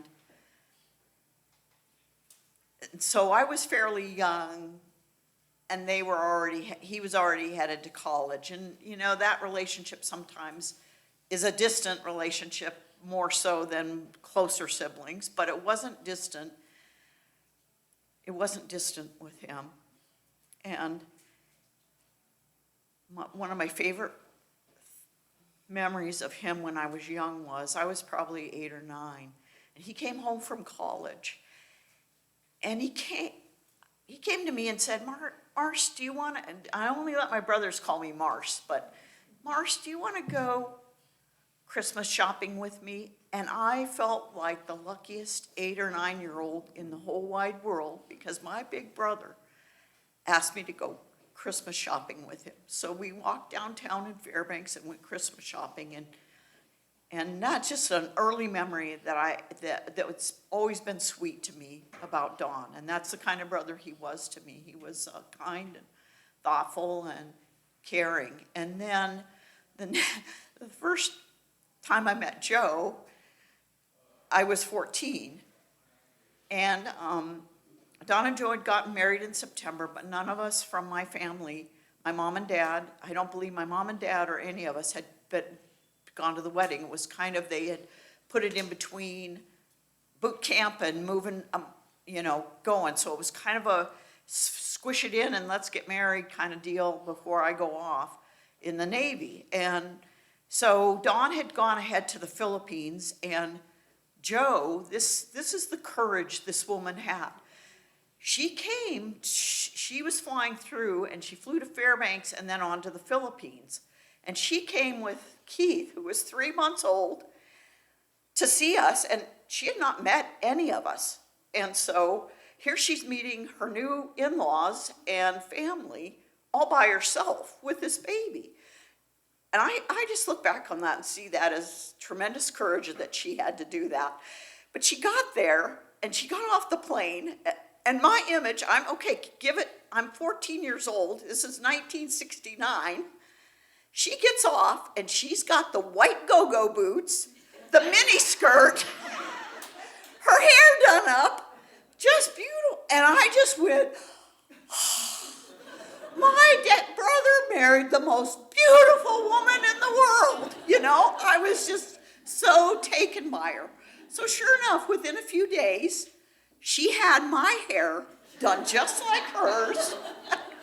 And I said, I gotta take Keith for a walk. And they put him in the buggy, and I just marched my little fanny all around the neighborhood so that I could show off. And she just was, from the minute I met her, just this wonderful, wonderful sister of sorts, you know? She was a sister, and we just had a good time together. And so I had those two memories, and then I have one of Don and Joe inviting Jim and I weren't married yet, but they said, oh, come over, they had found this candle in Sunset Magazine, and everybody knows how beautiful things in Sunset Magazine look like. Well, Don said, yeah, we're gonna make this candle. So we were in Arctic Park, for those of you who know Arctic Park, and the kitchen is about 5 feet wide. He has a great big garbage can full of ice and water in the middle of December when it's 50 below outside, and we're gonna make these candles. And so he's got this string, and he's got the candle wax, and so it was kind of a pour and dip kind of thing going on, and the ice cubes were the candle was supposed to form around the ice cubes. Well, it wasn't coming out the way Don wanted it, and it was kind of clumping together and really ugly. Oh, he starts dipping that candle up and down and pouring the wax, and it turned out just like it looked in the Sunset Magazine. So anyway, those are my really, Don and Joe always included me in so many things and so many ways. As you saw, they invited me to go on the Chilkoot with them. A blast. There's 1,000 stories there too, but I won't keep it any longer. I just know that I love them both dearly, and I'm gonna miss them. And there's another important thing I wanna say. You saw the 6 kids up here. Those 3 boys and their wonderful wives, I want to thank personally from here for taking care of my brother and my sister-in-law through thick and thin. It was amazing to watch it happen. It was amazing, and nobody does that in this day and age. Take on, and these boys, after their dad died, said, we're gonna keep mom at home as best we can. They didn't know if they'd make it or not. They didn't know how it was gonna go, but they kept their mom at home until she passed away. And I just wanna thank the 6 of you and all the support you got from, I know the kids helped, grandkids helped, but you 6 are 6 amazing people I will always cherish in my heart for what you did for your mom and dad, and for all the other things you do too. And the other thing I wanted to say is I really think the Lord's providence worked over this whole thing. When I stand back and look at the way Don and Joe were taken care of, they moved to a place where they got the health care she needed. You guys moved here, all of that. The Lord just took believers and unbelievers alike to work together to make it what it was. So thank you, and thank you all for coming.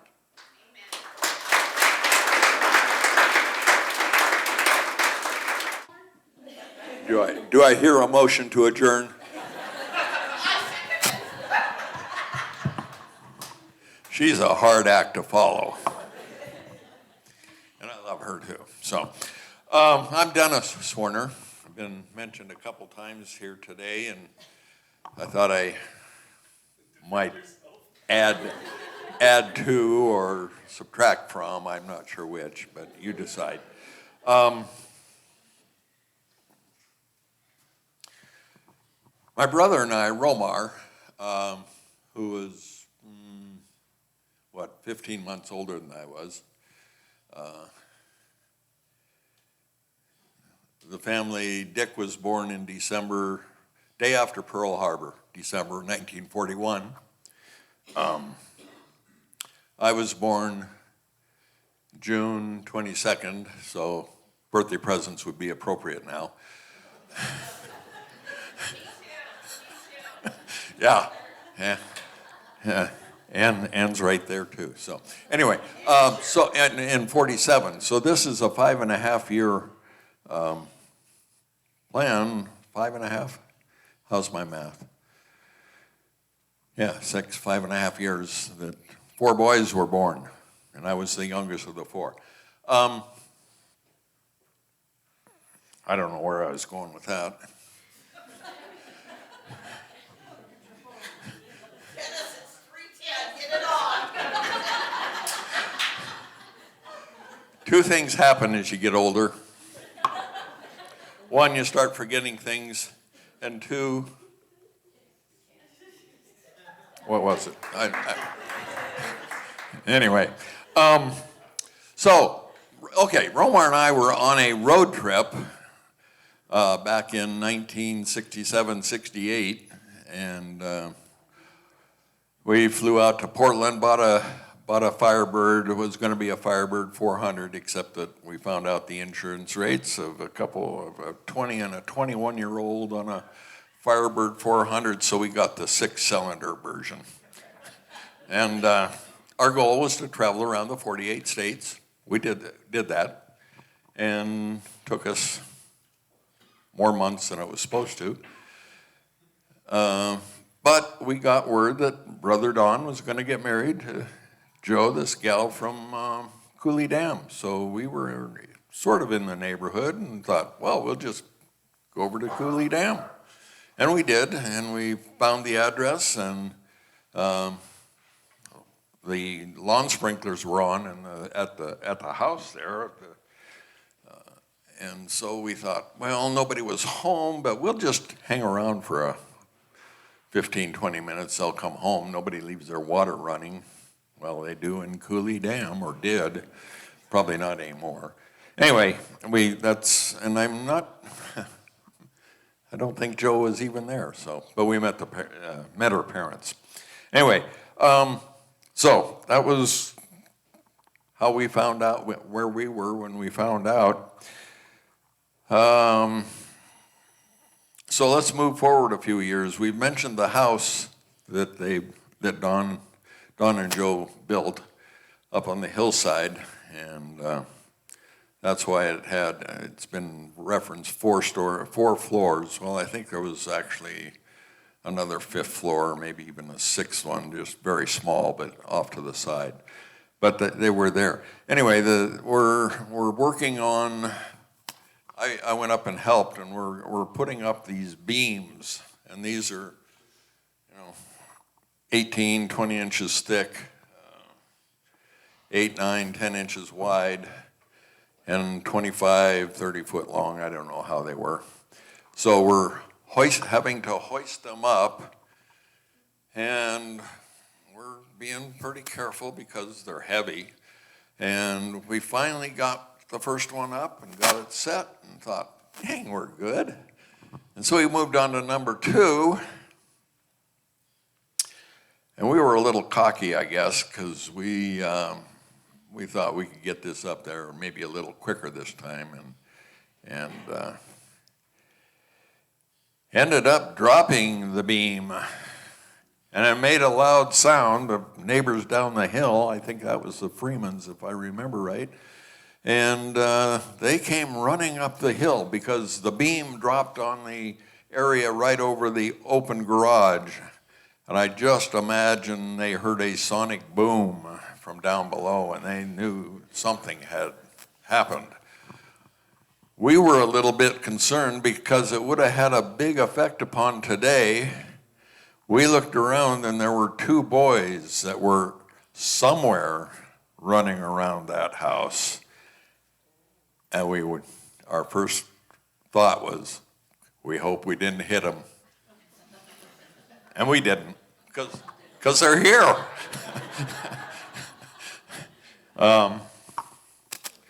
Anyway, that was, yeah, it was fun. And then reference has been made to me giving Don permission to move here or making it okay to move here. And I guess I did that. I don't remember the conversation because, yeah, that's normal.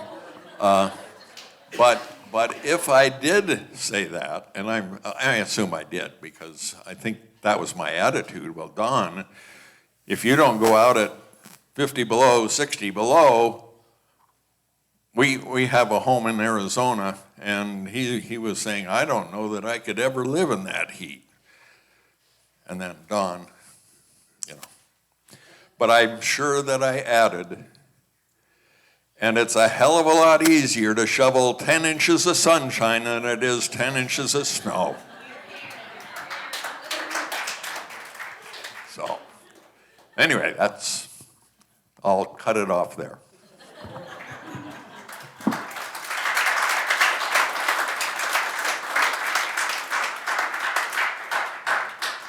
Okay, all this talking about favorites. I was the favorite niece until my sister came along. We are a family full of boys, but then Aunt Pam blessed us with 2 daughters.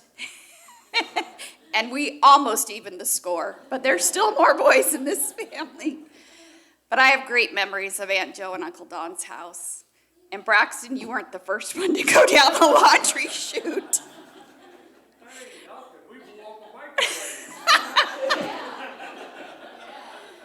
Aunt Jo, every summer we'd go up, and when David and I were younger, our dads would go hunting with Grandpa, and we'd hang out with Aunt Jo and Scott and Corey, Keith and Scott. Aunt Jo always made sure we had fun. She would take us to Alaska Land every year, to the swimming pool. She just made time in Fairbanks in the summer fun. And cooking, they were fabulous cooks, both of them. Never a bad party at their house. There were many, many family gatherings that were wonderful memories for all of us. And I too want to thank you 6 and the kids for everything you did. They are good people and will be missed. Last time I saw them was 4 years ago. Uncle Don, family was so important to him. And he drove out to my son's wedding. And it was just so nice to see Aunt Jo and Uncle Don. But lots of great memories and lots of fun times in Fairbanks. And yeah, I could tell more stories. But David and Keith, do you remember what our dad's favorite saying was? We got schnapps we ain't even drank yet. We'd roll into town at Gold Hill. My dad would stop at the liquor store and we'd go straight up to Aunt Jo and Uncle Don's, and our parents would stay up till 2, 3 in the morning talking, and us kids thought it was great because we could stay up all night too. But yeah, lots of memories there, and so I'm glad that you kids all got to enjoy those memories too and experience what we did growing up because it was great. Thank you.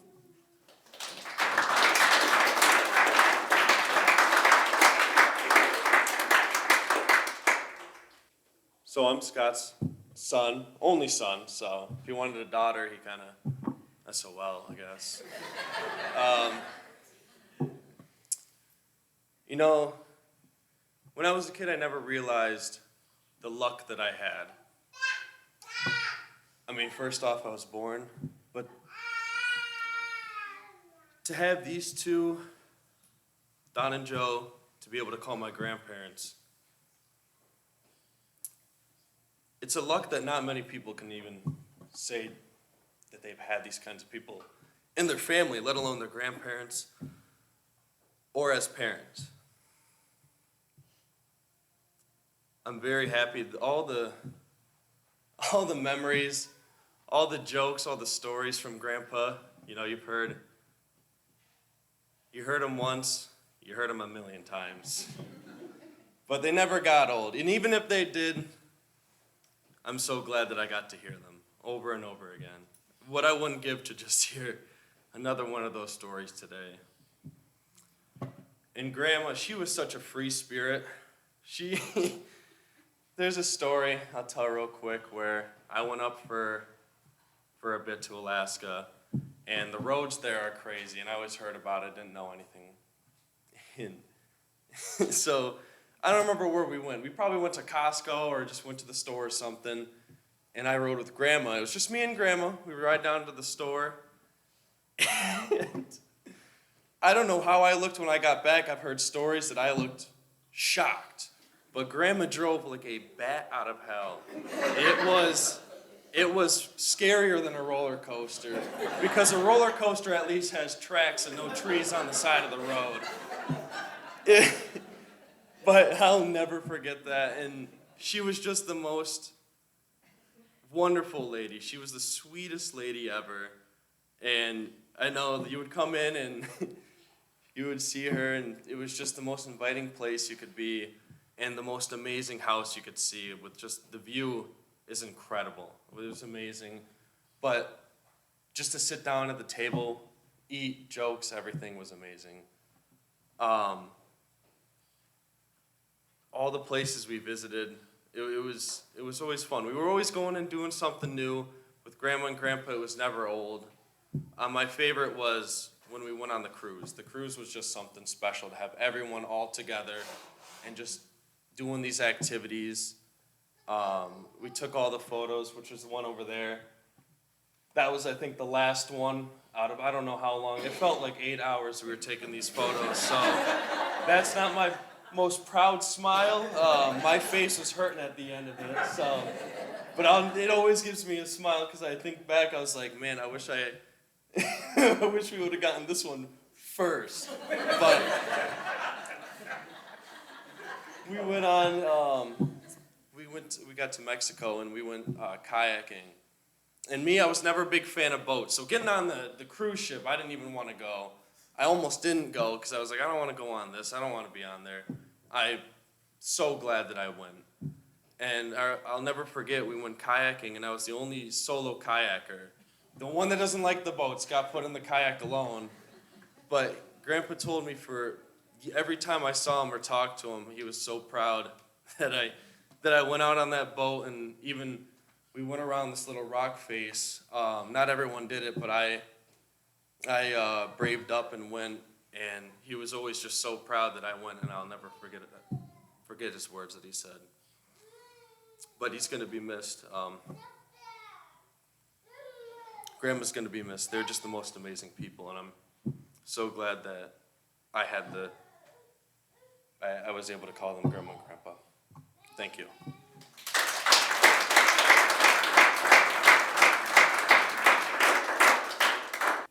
I'm Sandy Swarner. I was the favorite Oregon daughter-in-law.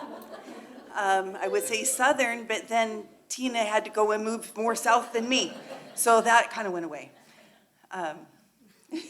Yeah, we actually live in Washington now.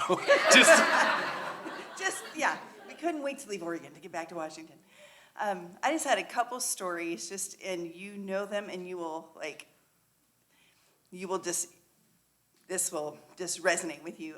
So the first one was the first summer we went up. We were down in Keith and Tina's house on Main Street in the basement apartment, and so we were getting ready to go back. So Don and Joe took all three of our boys, so 4, 2, and months old, and watched them for us so we could pack up, clean up, and get ready to go. And we're coming back, and we go up the stairs from the garage, and we go up, and we get to like the living room kitchen area, and I look, and Braxton has made this web with Scotch tape. It is all over the banister, up and over. I'm just like, and Joe saw that both Corey and I were ready to just, and Joe goes, tape is cheap. I gave it to him. And that was one of those parenting moments of like, oh, people are more important. And tape is cheap, and we just cleaned it up, and it cleaned right up, and he actually had fun cleaning it up because it all stuck to him and made a big ball. But that was one of those moments as a young parent of like, oh, I don't have to be worried. And, you know, I thought like, oh, you've made a mess in their house. And she's like, she was not worried at all. And then the story on Dawn is we went on a vacation and we went down, we had a wonderful trip. We went down to St. George, Utah, and we were able to go to Bryce Canyon and Zion, and we went hiking, and we went to Grand Canyon. And we got up and we were walking in Grand Canyon. And Dawn and I were going back for something, I don't know what. So we're walking, and all of a sudden, there's this young lady, and we like walk like 3 steps, and they like turn at each other. And he goes, Elena? She goes, Cousin Dawn? And I'm like, who meets somebody they know in the Grand Canyon? There were thousands of people there. And it was just delightful. So that's when we got to know Bob and Sandy Swarner. So we're the other Sandy Swarner to each other. And that was just Dawn. Everywhere Dawn went, he made friends. Everywhere he went, he made everyone feel comfortable. He told the stories. And we would give him a bad time about, come on, don't be that commercial. You know, keep walking, Dawn, keep walking. But he really cared and loved about people. And that was, if I can get, those are 2 things that I will always cherish of them, if they just loved us. Yeah, don't be like that commercial, is those commercials that are like starting to become like your parents. Yeah. Just say no, turn around and go.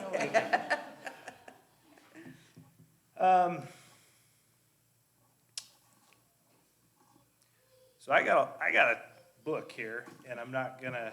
I actually have struggled with time and like the last year and a half, and I've just like been behind the wave.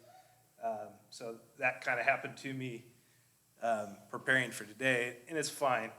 I'm gonna glance through this and share about what strikes my fancy as I'm looking. But something struck me when I'm sitting in that chair, and I'd seen this podium earlier when we were setting up the room.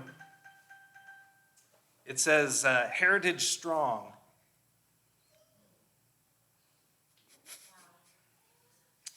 And so I saw it earlier, and it was like, oh, yeah, it's Heritage Neighborhood, and it didn't strike me. Sitting there, it struck me as a statement. And I heard somebody saying amen earlier, and I think we can get an amen to that. We're not at church, but I am so grateful as I was reflecting on what I might want to share. There was a lot.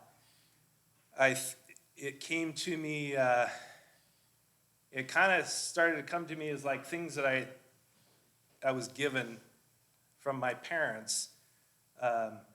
Lessons I learned, things that they instilled in me, things that are, I don't even know, it wasn't even a lesson, it's just innate.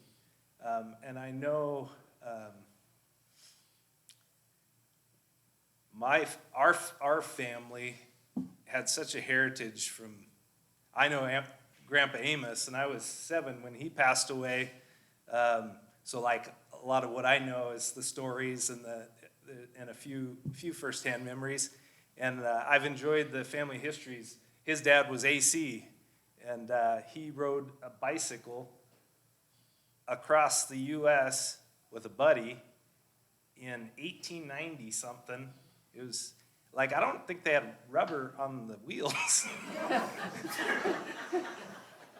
And then on my mom's side of my family, you know, it was funny. We had the grandpa that, you know, he lost his arm when he was 9 years old, and there was nothing that he did not do. He was a mechanic.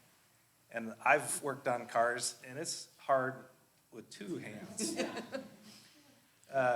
So I think Heritage Strong is a great statement for our family today. So I was thinking of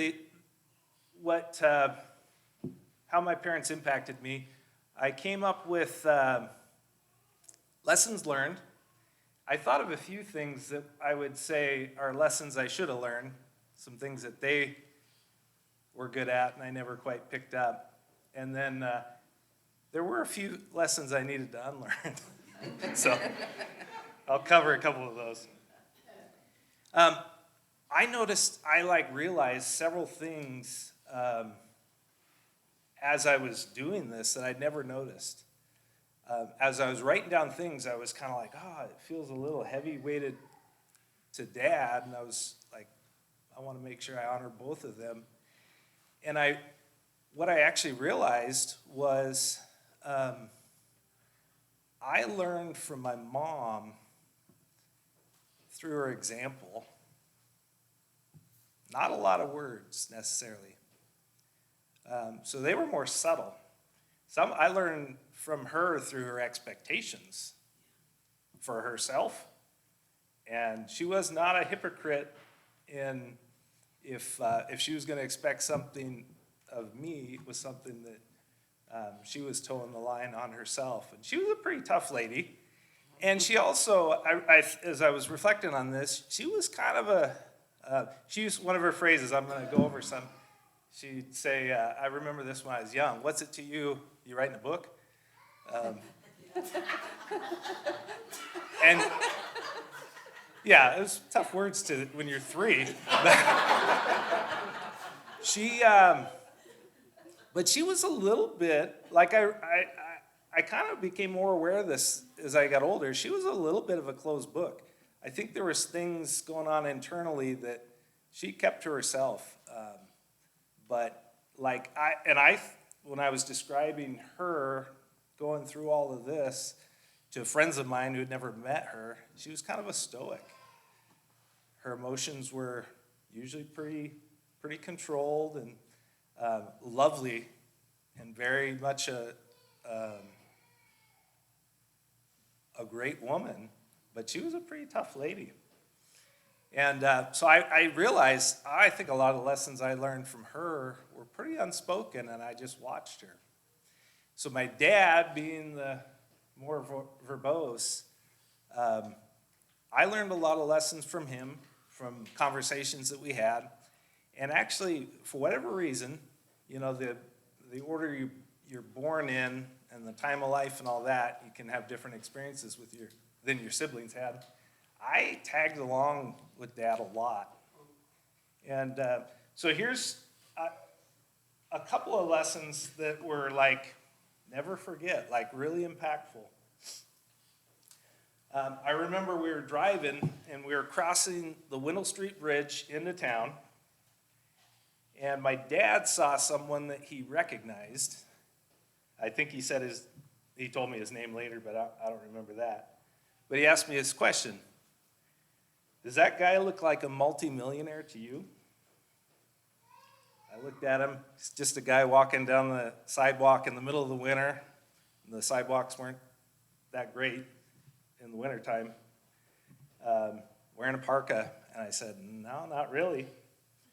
And he explained to me that guy had made a ton of money. I don't remember how, something related to the oil industry.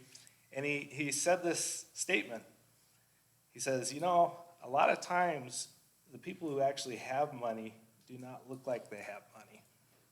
And I was like, really? That was new information to me, and I never forgot it. Later in life, I learned, I think from Texas, they have a phrase that describes the opposite kind of person, the big hat, no cattle. But some people who have money, you see it, but a lot of people you don't. And at 8 years old, that was like, wow. I watched my dad learn a lesson that he actually shared with me, so it became my lesson too. The Gold Kings, which was a local hockey team in Fairbanks, Keith played on the Gold Kings for a few years. They'd finished a special series they were doing against the Soviet Red Army team in the late 80s. And both teams and some fans were at the Big Eye, a local bar, after the game. And Dad thought, what a great place for a 9-year-old to learn some lessons in life. I learned a lot at the bars. But in this case, it was probably a better lesson. Well, I learned a lot of good lessons. I'm not going to do that.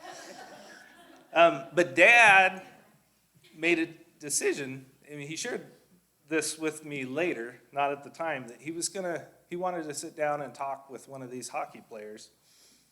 And he picked out a guy who we later learned his name was Igor, who years later actually came and lived with my mom and dad, who my mom ended up kicking out because my mom, she kind of had her space. And she was a good host for a very, not always clearly defined period of time, but when it was over, you knew. So poor Igor. But the first time my dad met him, he picked him out because he was a little older, and he was wearing a suit. He was the only guy on the team who was wearing a suit. And they sat down. Neither of them could speak a word of one another's language. And I watched my dad pull out his wallet and show pictures of the kids' faces, you know, and Igor pulled out whatever, and they were trading rings, and Russian gold was pretty cheap. You know, it was not, and he was just so impressed with how heavy Dad's gold ring was. And they spent quite a bit of time using sign language and communicating. And we had lots of long, dark rides home from town around Farmers Loop and up Summit Drive, and he was pretty reflective. And he said, you know, if you had told me when I was in college that I was going to sit down and drink a beer with a Russian, I would have punched you in the mouth. It would have been an insult. He grew up in during the Cold War, and there was, and he was pretty patriotic about all that. And he realized, and this was the lesson that, like I say, 8 or 9 years old, he's like, men everywhere in the world just want to raise their family and have a good life. And he said, you know, as he was reflecting, he's like, it's actually the government that made me hate. And he wasn't making some profound statement about, it was just like, here's a guy that just wants all the same things that I want. And 20 years earlier, I hated him. And I never forgot that. So Dad was really good, and he was just open in sharing those kinds of things. One that was pretty, like, again, Dad, maybe, you know, not always age-appropriate environments. But I sat in a chair, and some in the room will know who this was, and I won't mention the name, but a very good friend of his lost his marriage and went through a divorce.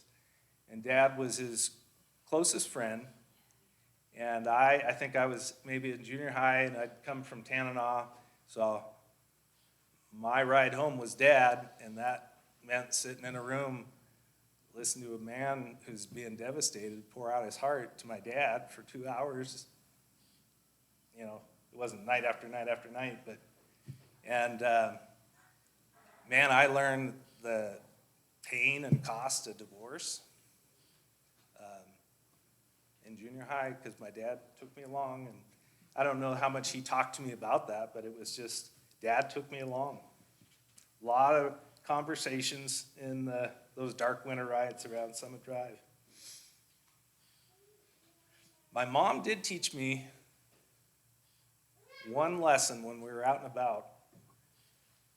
If you knew her, she was very independent and very self-sufficient, and she kind of expected that of us. And so my first lesson with her was when I was 3 days old, when she left me at the laundromat. Scott needed ice cream. And my brother Scott, huh? No, it was the laundromat. And Scott got ice cream every time they went to the laundromat. So the funny part of it, I mean, she just totally, I'd always been on board, so she wasn't thinking about, you know. And she left me on the table, and then ice later kept an eye on me. And it was across the street from Carr's grocery store that became a Safeway maybe or something like that. she ran into a friend on the way back, and she's like, "Oh, Joe, how's the baby?" And she says, "Great, I gotta go."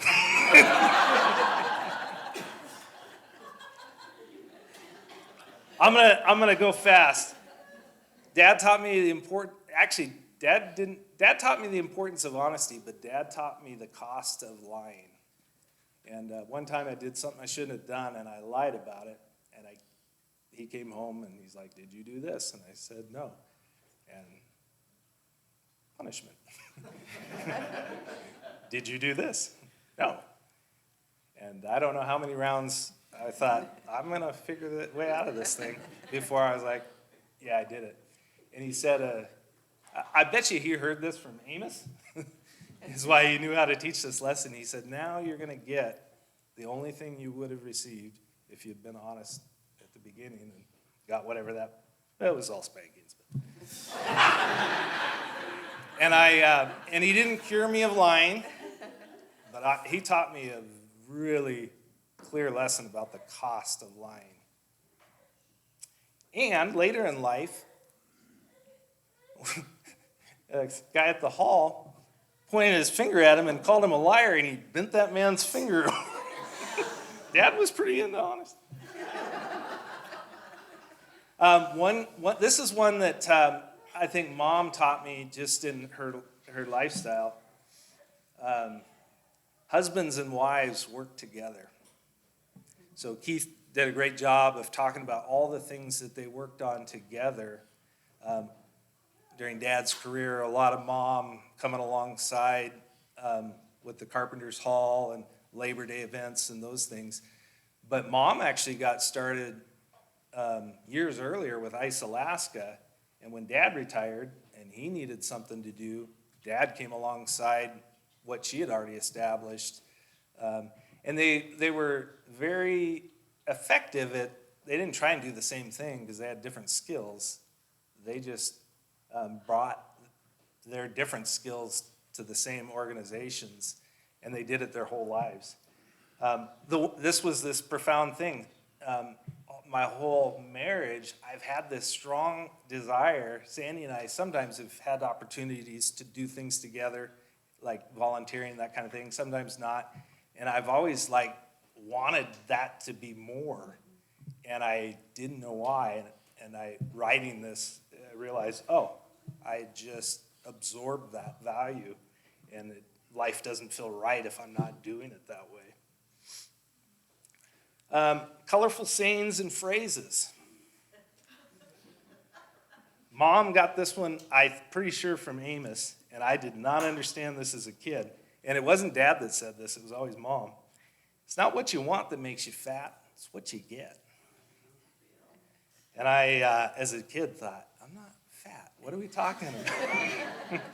So I actually used Copilot to do an AI search, what's the origin of this thing? AI has never heard that saying. There is no origin. It was maybe Amos. I don't know. But I'm pretty sure it means, because AI didn't know, be content with what you have because you're fortunate, even if it's not exactly what you want. One of Mom's favorite phrases, she got this from her mom: "Up yours with a wire brush." We had these last 7 months between my dad passing and my mom passing were hard. We're still kind of drained, and I am. There was a lot of fun in the midst of it too.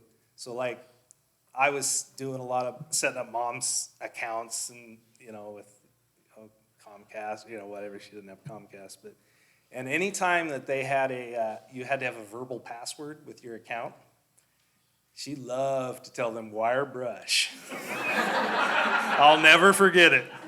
I don't need a hint. Another of my mom's also from her mom, I'm pretty sure. This one's just dark and awesome. "Other than that, Mrs. Lincoln, how was the play?"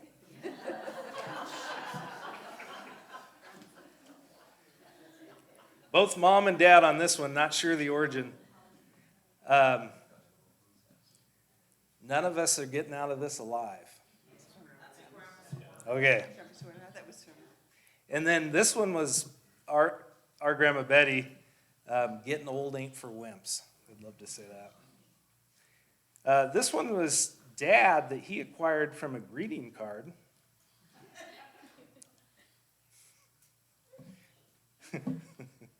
Yeah, so Dad, I don't know that I know this story quite right, but the way I think it was, Dad was on a business trip and he was maybe at a place you don't buy cards, but they had a little kiosk or something. This is what I imagine. I don't know if it's true.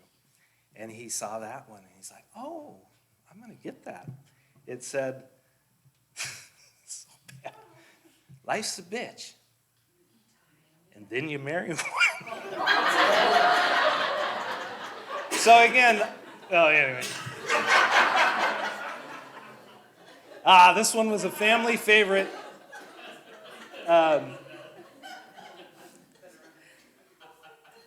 I guess if your wife's favorite phrase is up yours with a wire brush. This is one Mom got wrong and just drove Dad up the wall, and I say it this way every time now. It's 6 of one, 6 dozen of another.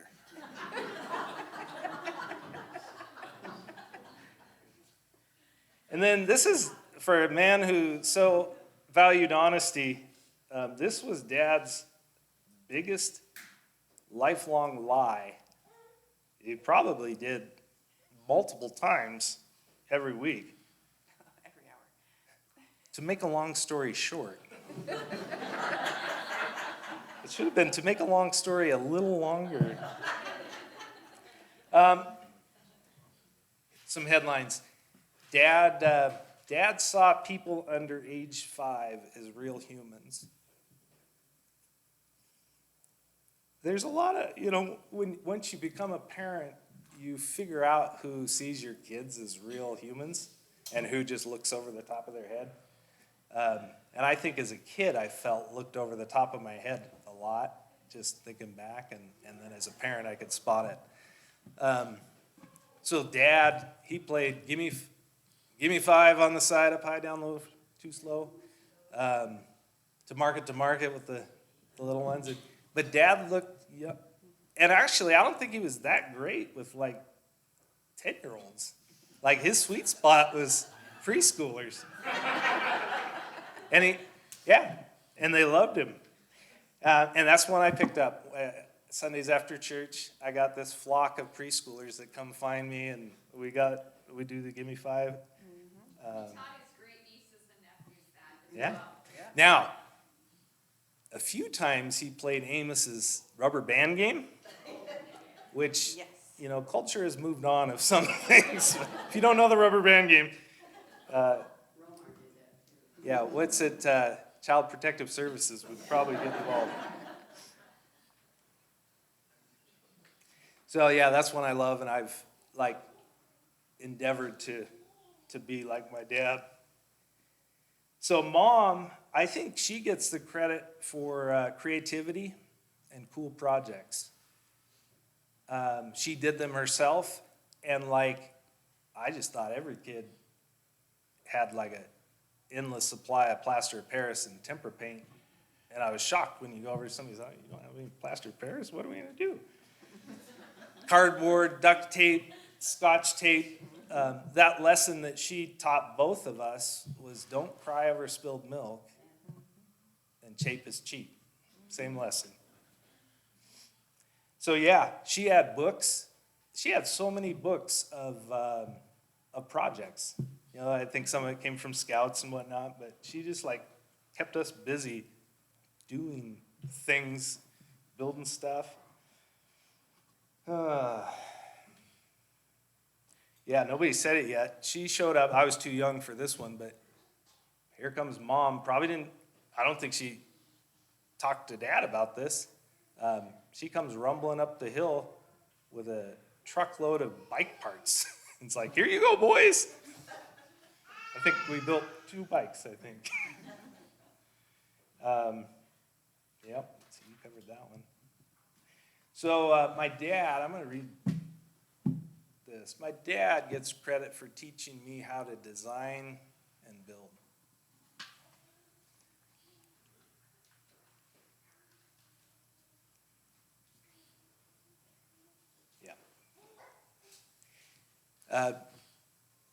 So I was super fortunate that when I was a sophomore, Dad screwed up when he built the house originally, and his bedroom was a foot shorter than he thought it was gonna be.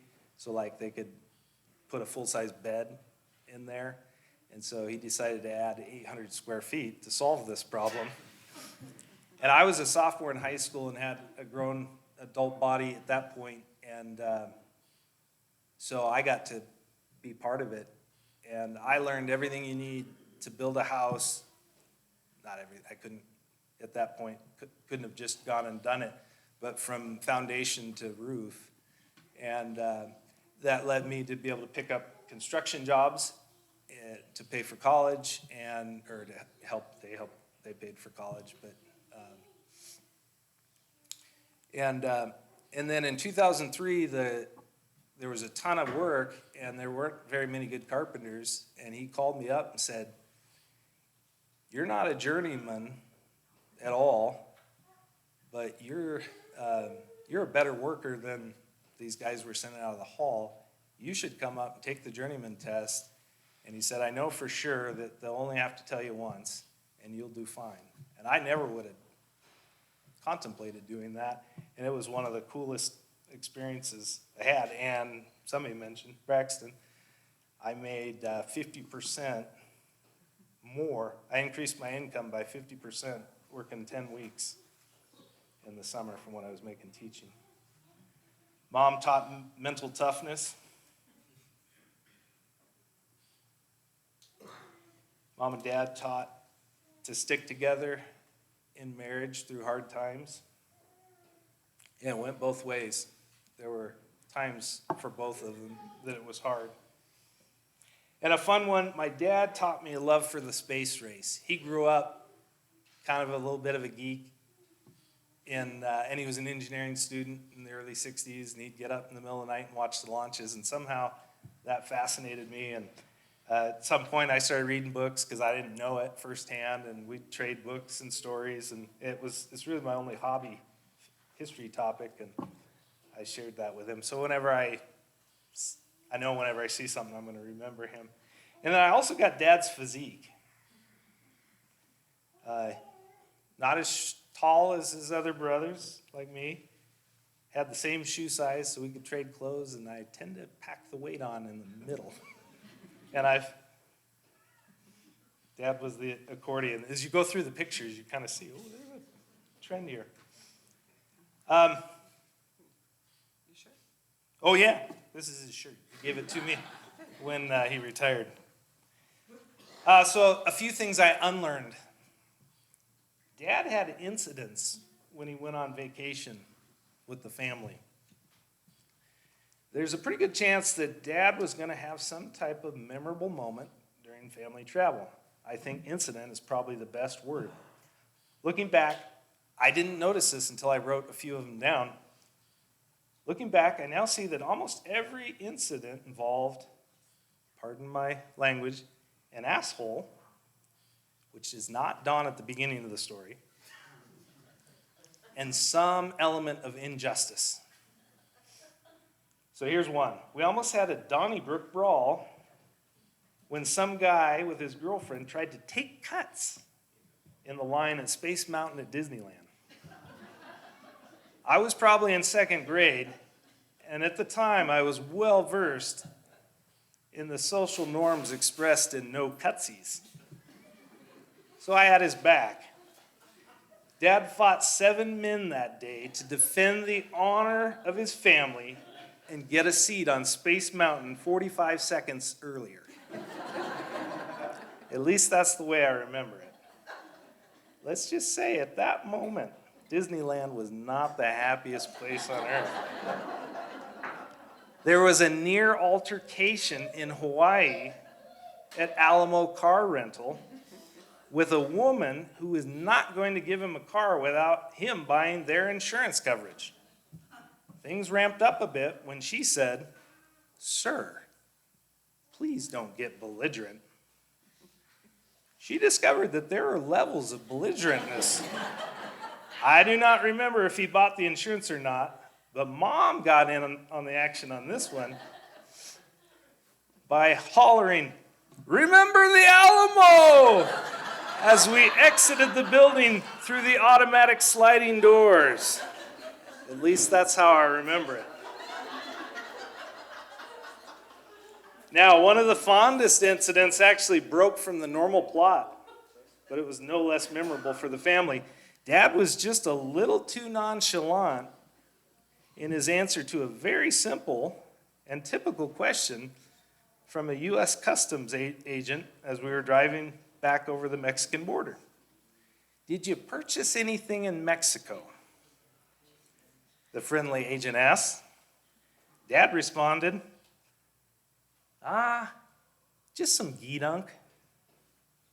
45 minutes later, after the drug-sniffing dogs were done with the van, and we kids had learned what a cavity search was, at least that's the way I remember it, we were all on our way with a spirited lesson about what the term geedunk means in the Navy.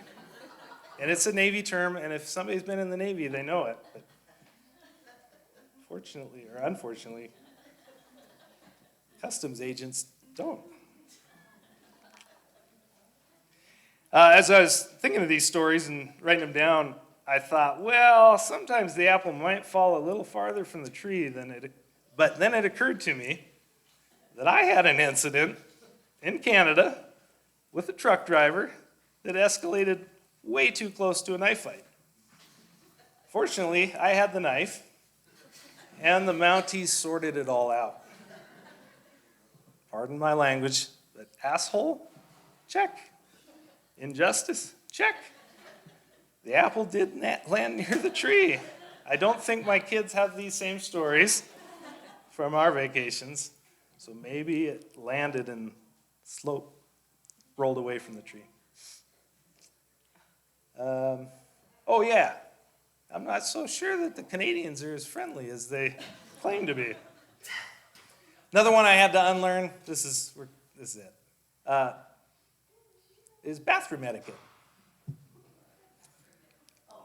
Apparently one of Dad's joys from building a house with a deck on 1.5 mile Summit Drive, our earliest address, was being able to pee off the deck and teach his 3 boys to do the same.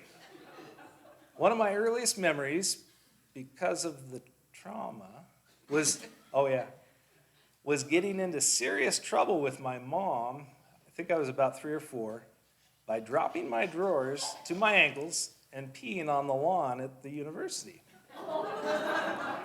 She came unglued, and I was confused.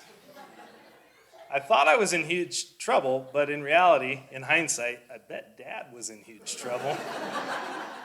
And maybe our deck lessons came to an end. Because of so 2 issues, Dad's training, and then because of our limited water, when I was, first, I don't know when we got a well. Mom was actually the one that taught me from when I was potty trained, if it's yellow, let it mellow. If it's brown, flush it down. But I was little, and we used a bath water with a bucket to flush the toilet. I didn't have to do that. So I was pretty much trained to drop and run. And even after we got a well, it took me a while to unlearn my training. Once you've been raised by wolves, it takes time to be domesticated. I actually think Aunt Pam may have taught me a few lessons when I visited her house. And then I have one with no notes in the unlearned category is marital bickering.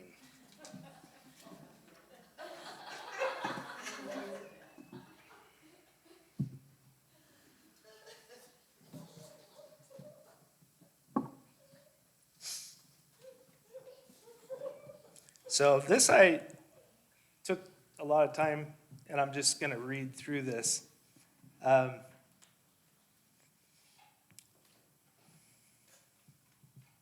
So we didn't invite a clergy member to be part of this service. Since my parents had not been part of a church since hockey won out on Sunday mornings, many decades ago, there was not a minister who knew our parents who could really speak about their lives or about their faith. And I want to briefly share on this aspect of their lives because there's been some recent activity. And just a warning, I had no trouble when I wrote these thoughts, but every time I read them with others around, the emotions come, so we'll just get through it. Dad introduced me to a belief in God on one of those dark winter drives on Summit Drive.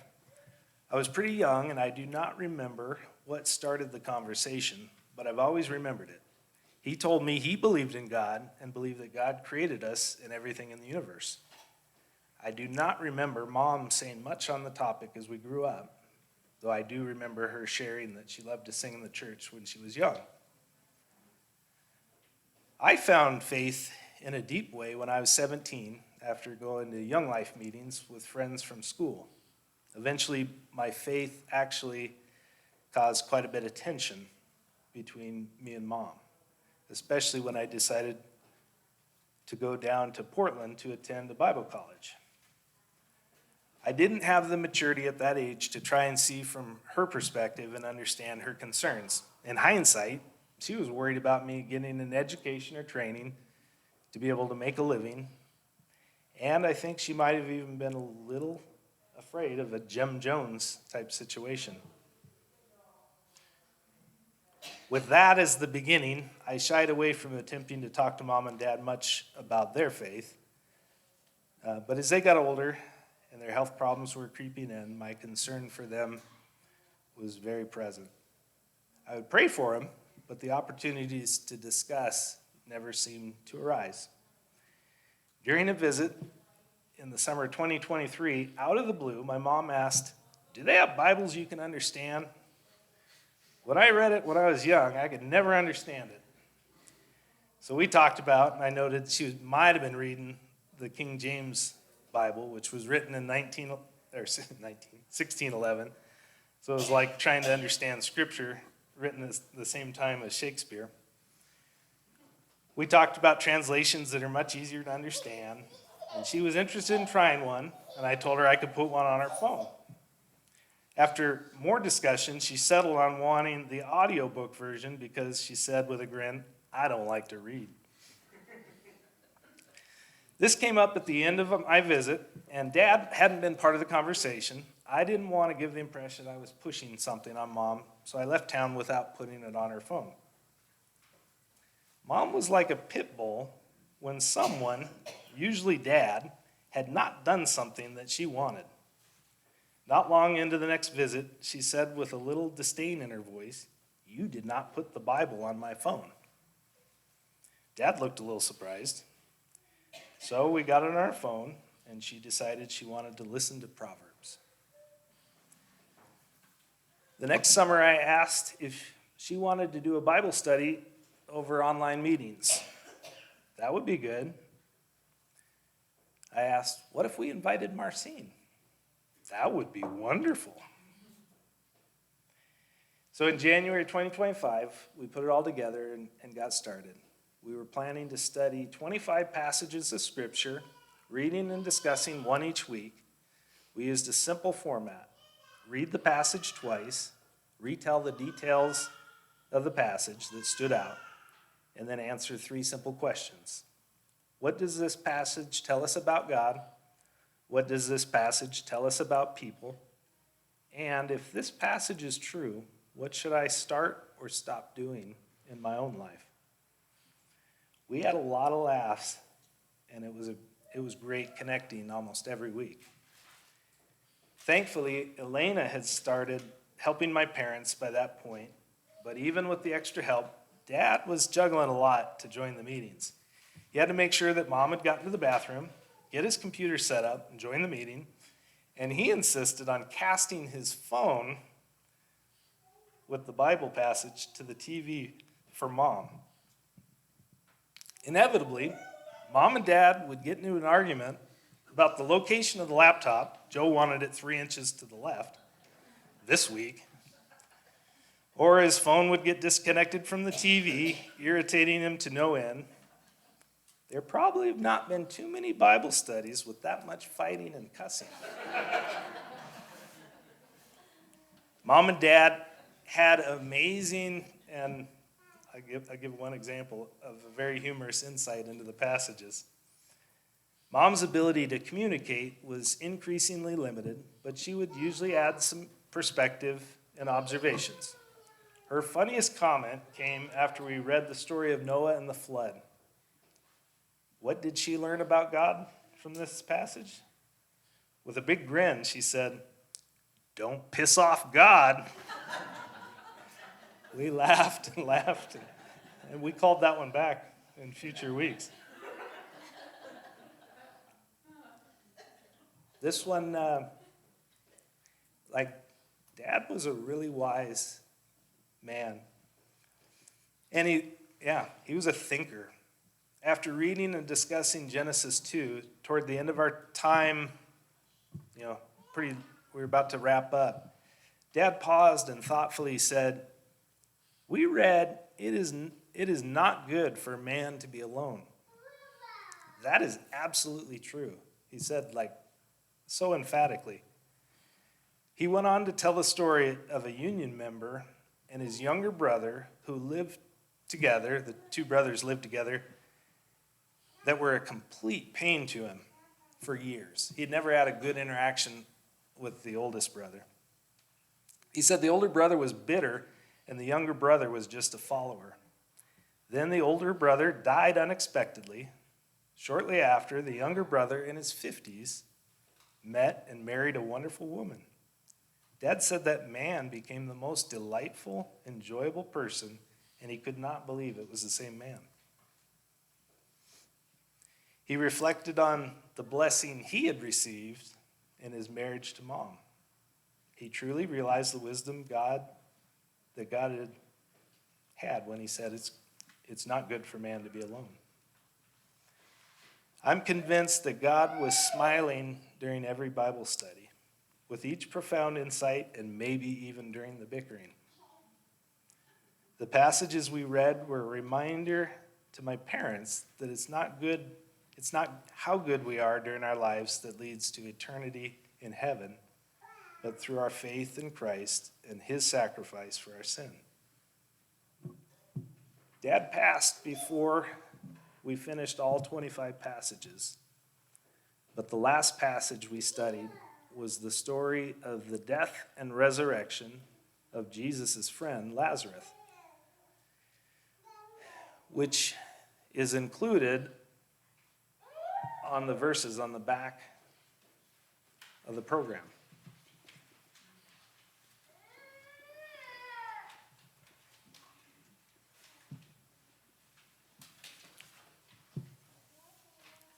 Mom and Dad read, discussed, and reflected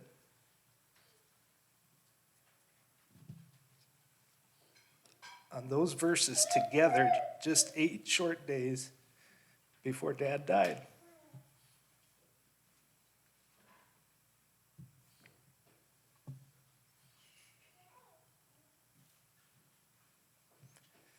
In addition to the difficulty communicating her thoughts, I mentioned this earlier, Mom kept her internal world pretty private.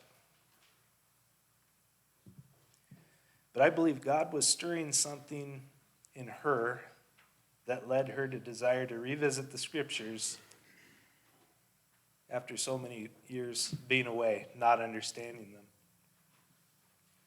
And like I said earlier, Dad was more of an open book. I spent the day with him on what none of us, he or any of us, knew was going to be his last day here on earth. When I was leaving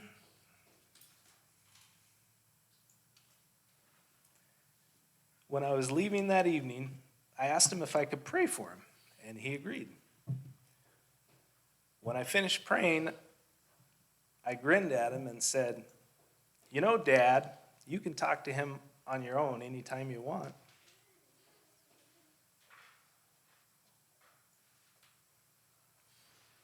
He responded back, I know, and I do.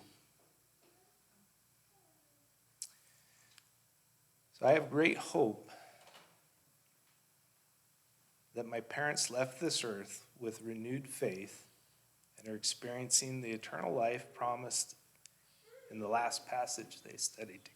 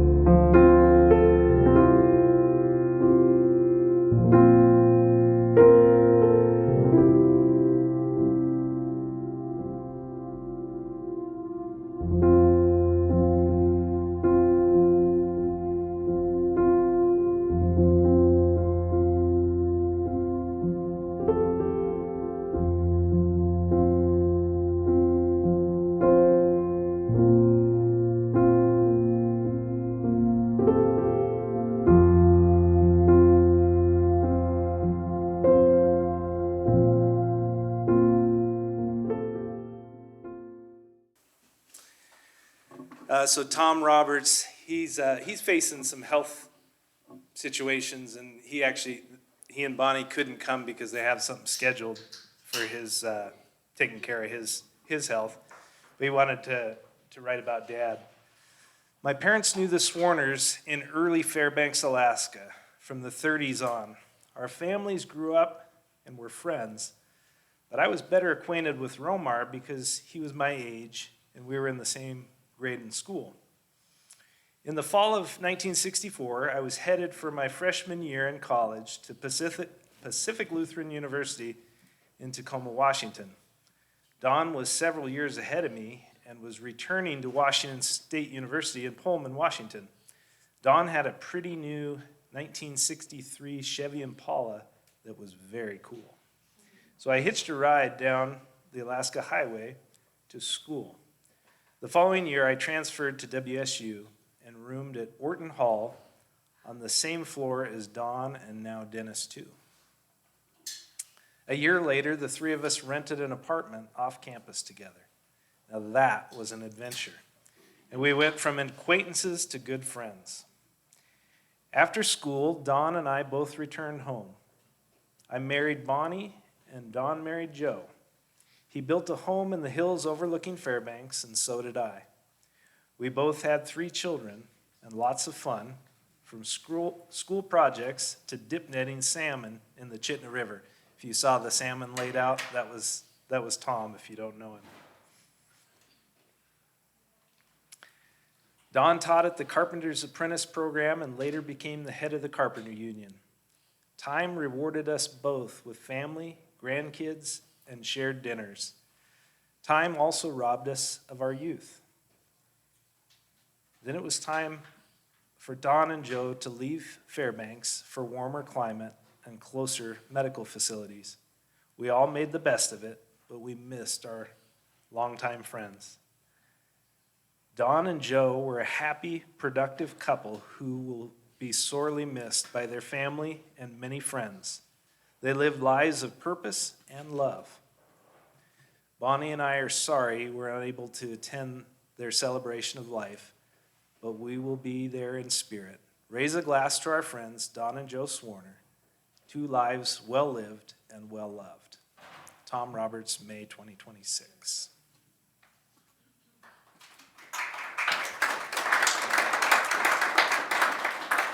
And this is from Mom's good friend Margie. What was Margie's maiden name? But now Middet. And she was in the college year pictures, and she was one painting the Thunderbird with Romar on the fireplace. So she titled this "Odds and Ends with the Swarners." Joe and I met in 1966 at Wilmer Hall at Washington State University. We became fast friends and proceeded to get in lots of mischief along with our friend Linda. Or should I say, they got into the mischief and I was getting them out of it. The following year, Joe and I spent the summer months in Hawaii. That was one of the pictures with that buff guy that I don't know. Enjoying the sunshine and dealing with hangovers on the sandy beaches of Waikiki. When we got back to school, my friend Don Swarner and his girlfriend had broken up. Don was quite upset. He said he was quitting school and moving back to Alaska. I told Don that before he did that, he had to take out my roommate, Joe. Joe was seeing a guy that I really didn't like, and I just knew Joe and Don would like each other. Boy, did I get that right. After the first date, they went out every night that week. Well, you know the rest. They were soon married and started having kids and moved to Alaska to raise them. We kept in touch by phone, mostly, and I remember many calls when Don would be telling one of his stories to me and interrupt himself and, slurring his words, say, "I love my wife. I love my wife." I think he might have been drinking. I heard him say this many, many times over the years. During the 70s, I visited them in Alaska, which was always eventful. They were building their house, and the first time I went, it was nothing but studs and subfloors on the inside. Water was a luxury, and the bath routine was like this. Joe got the first turn in the tub of water. There was no shower. Next came the kids, and then Dawn got the last turn. Yuck. When I was visiting, I got to have the first turn at the tub. Thank goodness. At one point, Dawn had finished putting in the water pipes for the heating system, and Joe and I were his crew, tracking down any leaks that would spring up. We found 2, and they were quickly patched. Good job, Dawn. One thing about the Swarner house, it was always filled with laughter. Joe is one of the funniest people that I've ever known. My sides would ache for days after our evenings together. I learned so much from them both. I learned how to catch a bear in Alaska. Who knew you kicked them in the ice hole? I'm sure all of you know that story. I learned which nail is for the other side of the house. I was given an actual round to it. Before I went to Alaska, I never knew that you could light your farts on fire. It's true, though Dawn proved it many times. There might have been drinking involved. Talk about laughter. I also learned that the Swarner men stick together. When it was time for the kids to go to bed, Dawn would take them all out to the deck and do their bedtime pee. There they all were, 4 men peeing off the side of the deck together. Well, it was closer than the toilet. It was kind of a guy thing.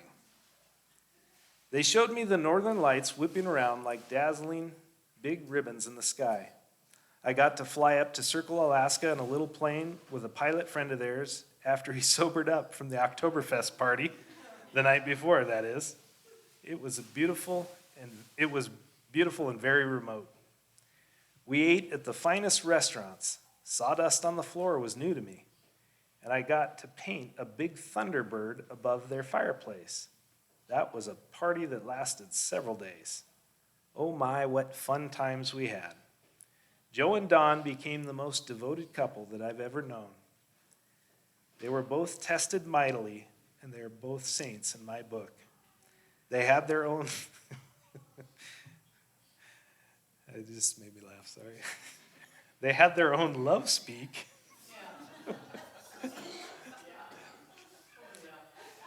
Joe was the only person I knew that could say to their spouse, "Up yours," with a flip of a finger and a wry smile and make it sound like a love poem. They were one of a kind. They were my dear, dear friends for almost 60 years, and I loved them both. Margie Midden.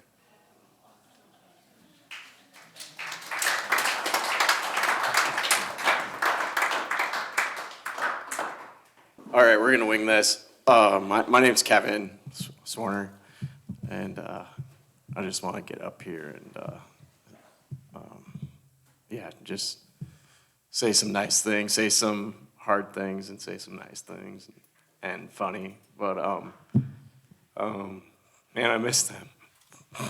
You know, there's gonna be a lot of tears. They're happy tears. I kind of feel like a black sheep in the family sometimes, and when I was younger, I got in some trouble, and my dad was sick, and Dawn came through and was there for me. Sorry.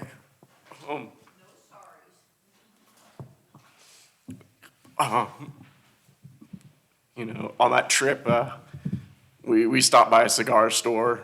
He went and took me to a court, and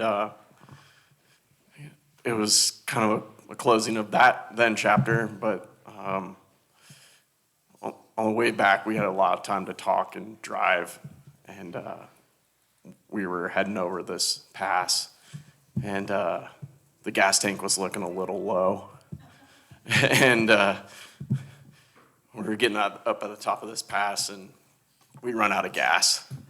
There's like no cell service, and we're sitting on the side of the road, and it's like, winter time, and we stopped, and someone stopped and helped us, and we went and got gas and filled up and kept going. I'll never forget that trip with him. It was special.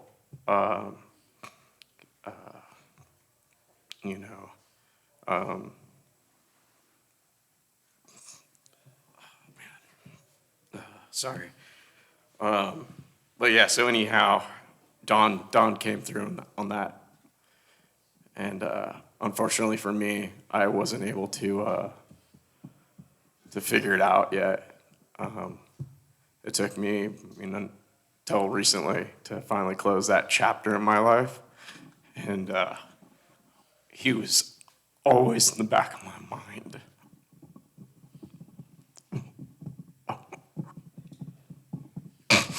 Sorry, but he was caring, and he was non-judging, and even though when I saw him at these other family events, he knew I knew, we didn't have to talk about it.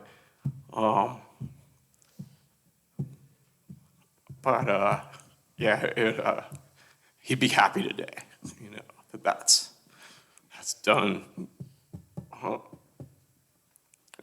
And then, I just want to leave with the last time I saw him, it was 4 years ago. And he had his new Tesla, and man, did he love that thing. He did, until he didn't. But yeah, he took us out, and he let me drive it. And I'm 0 or 100. And he goes, go ahead and hit it. And so we hit it, and we went fast, and it was so fun. And I, came back and to the room and saw Aunt Jo, and she was just so funny, cracking jokes still, and it was such a great memory for me. And I knew that was like the last time I was going to see them, because I wanted it to be just a really good memory. Oh, sorry.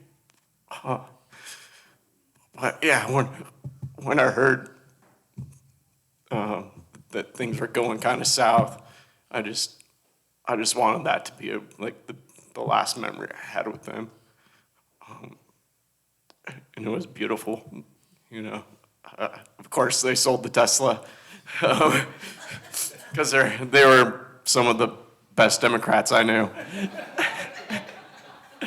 But yeah, I just want to leave it at that, and also say that, when I look around this room, I've seen some other families, and this one's pretty perfect, and yeah, so yeah, you guys are all awesome, and how and I think it just comes down to the values that this family has, and how they're passed down, and it's pretty cool to be here. So thank you all, and yeah, enjoy.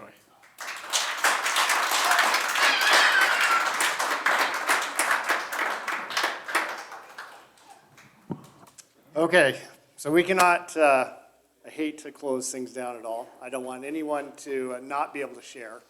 If you'd like to share, you can go really quick, but we're not gonna close this out. We're gonna close this out here, but we're up at 639 Longfeather, just up and around the corner, and we will pack them in, and you can come up there. We'll bring the food up there and do a second round and tell more stories. So I am Casey. I am the favorite niece of the favorite sister, meaning I'm the only daughter of the only sister. And just to follow Kevin, I think what you said about Uncle Don is so true. And I just want to share about Aunt Jo in a similar way, because she has had such an impact in my life. And, it's amazing when you grow up, you take your family for granted. And then as you get older, you start to realize that your family is not like everybody else's family. And when we bought our... And I recently heard a saying that only the irrational survives after death, and I think that means the Swarner family will live on for a very long time in stories. And so one of the most memorable things is when we bought our property in Oregon, and Dawn and Joe were visiting my parents and found out about the property. We were putting in a vineyard, and they were there. They had not planned to help us do this. They showed up, as they always do, for all of us. And they're like, we're getting this job done. And we had planned to just do a very casual vineyard. Dawn was out there with the measuring. We had the angles right. He's telling us exactly where to be. Aunt Joe is out there. It's raining. She didn't have the right shoes on. Her feet were soaking wet. They were so optimistic and helpful and positive. And I had shared with Aunt Joe that I was going into the National Guard. And she said, oh, I wish I could have done that. And I asked her what else she wished she could have done. And it was in that moment that I realized that Aunt Joe was a person of incredible dreams that lived in a world that didn't create space for her to live out a lot of those dreams. And here I have this privilege of having this incredibly strong woman and women, Aunt Pam, Aunt Jeannie, my mom, all of our aunts that have gone before me to allow this opportunity. And so every time I put on that uniform, I think of Joe and how she would, as she said, she would have loved to do that. And here I get the great privilege of doing that. And so they are not gone. They continue on with all of us. Their handprint is all over our property and our farm and in our lives. And just so grateful for you all and everything you did for them.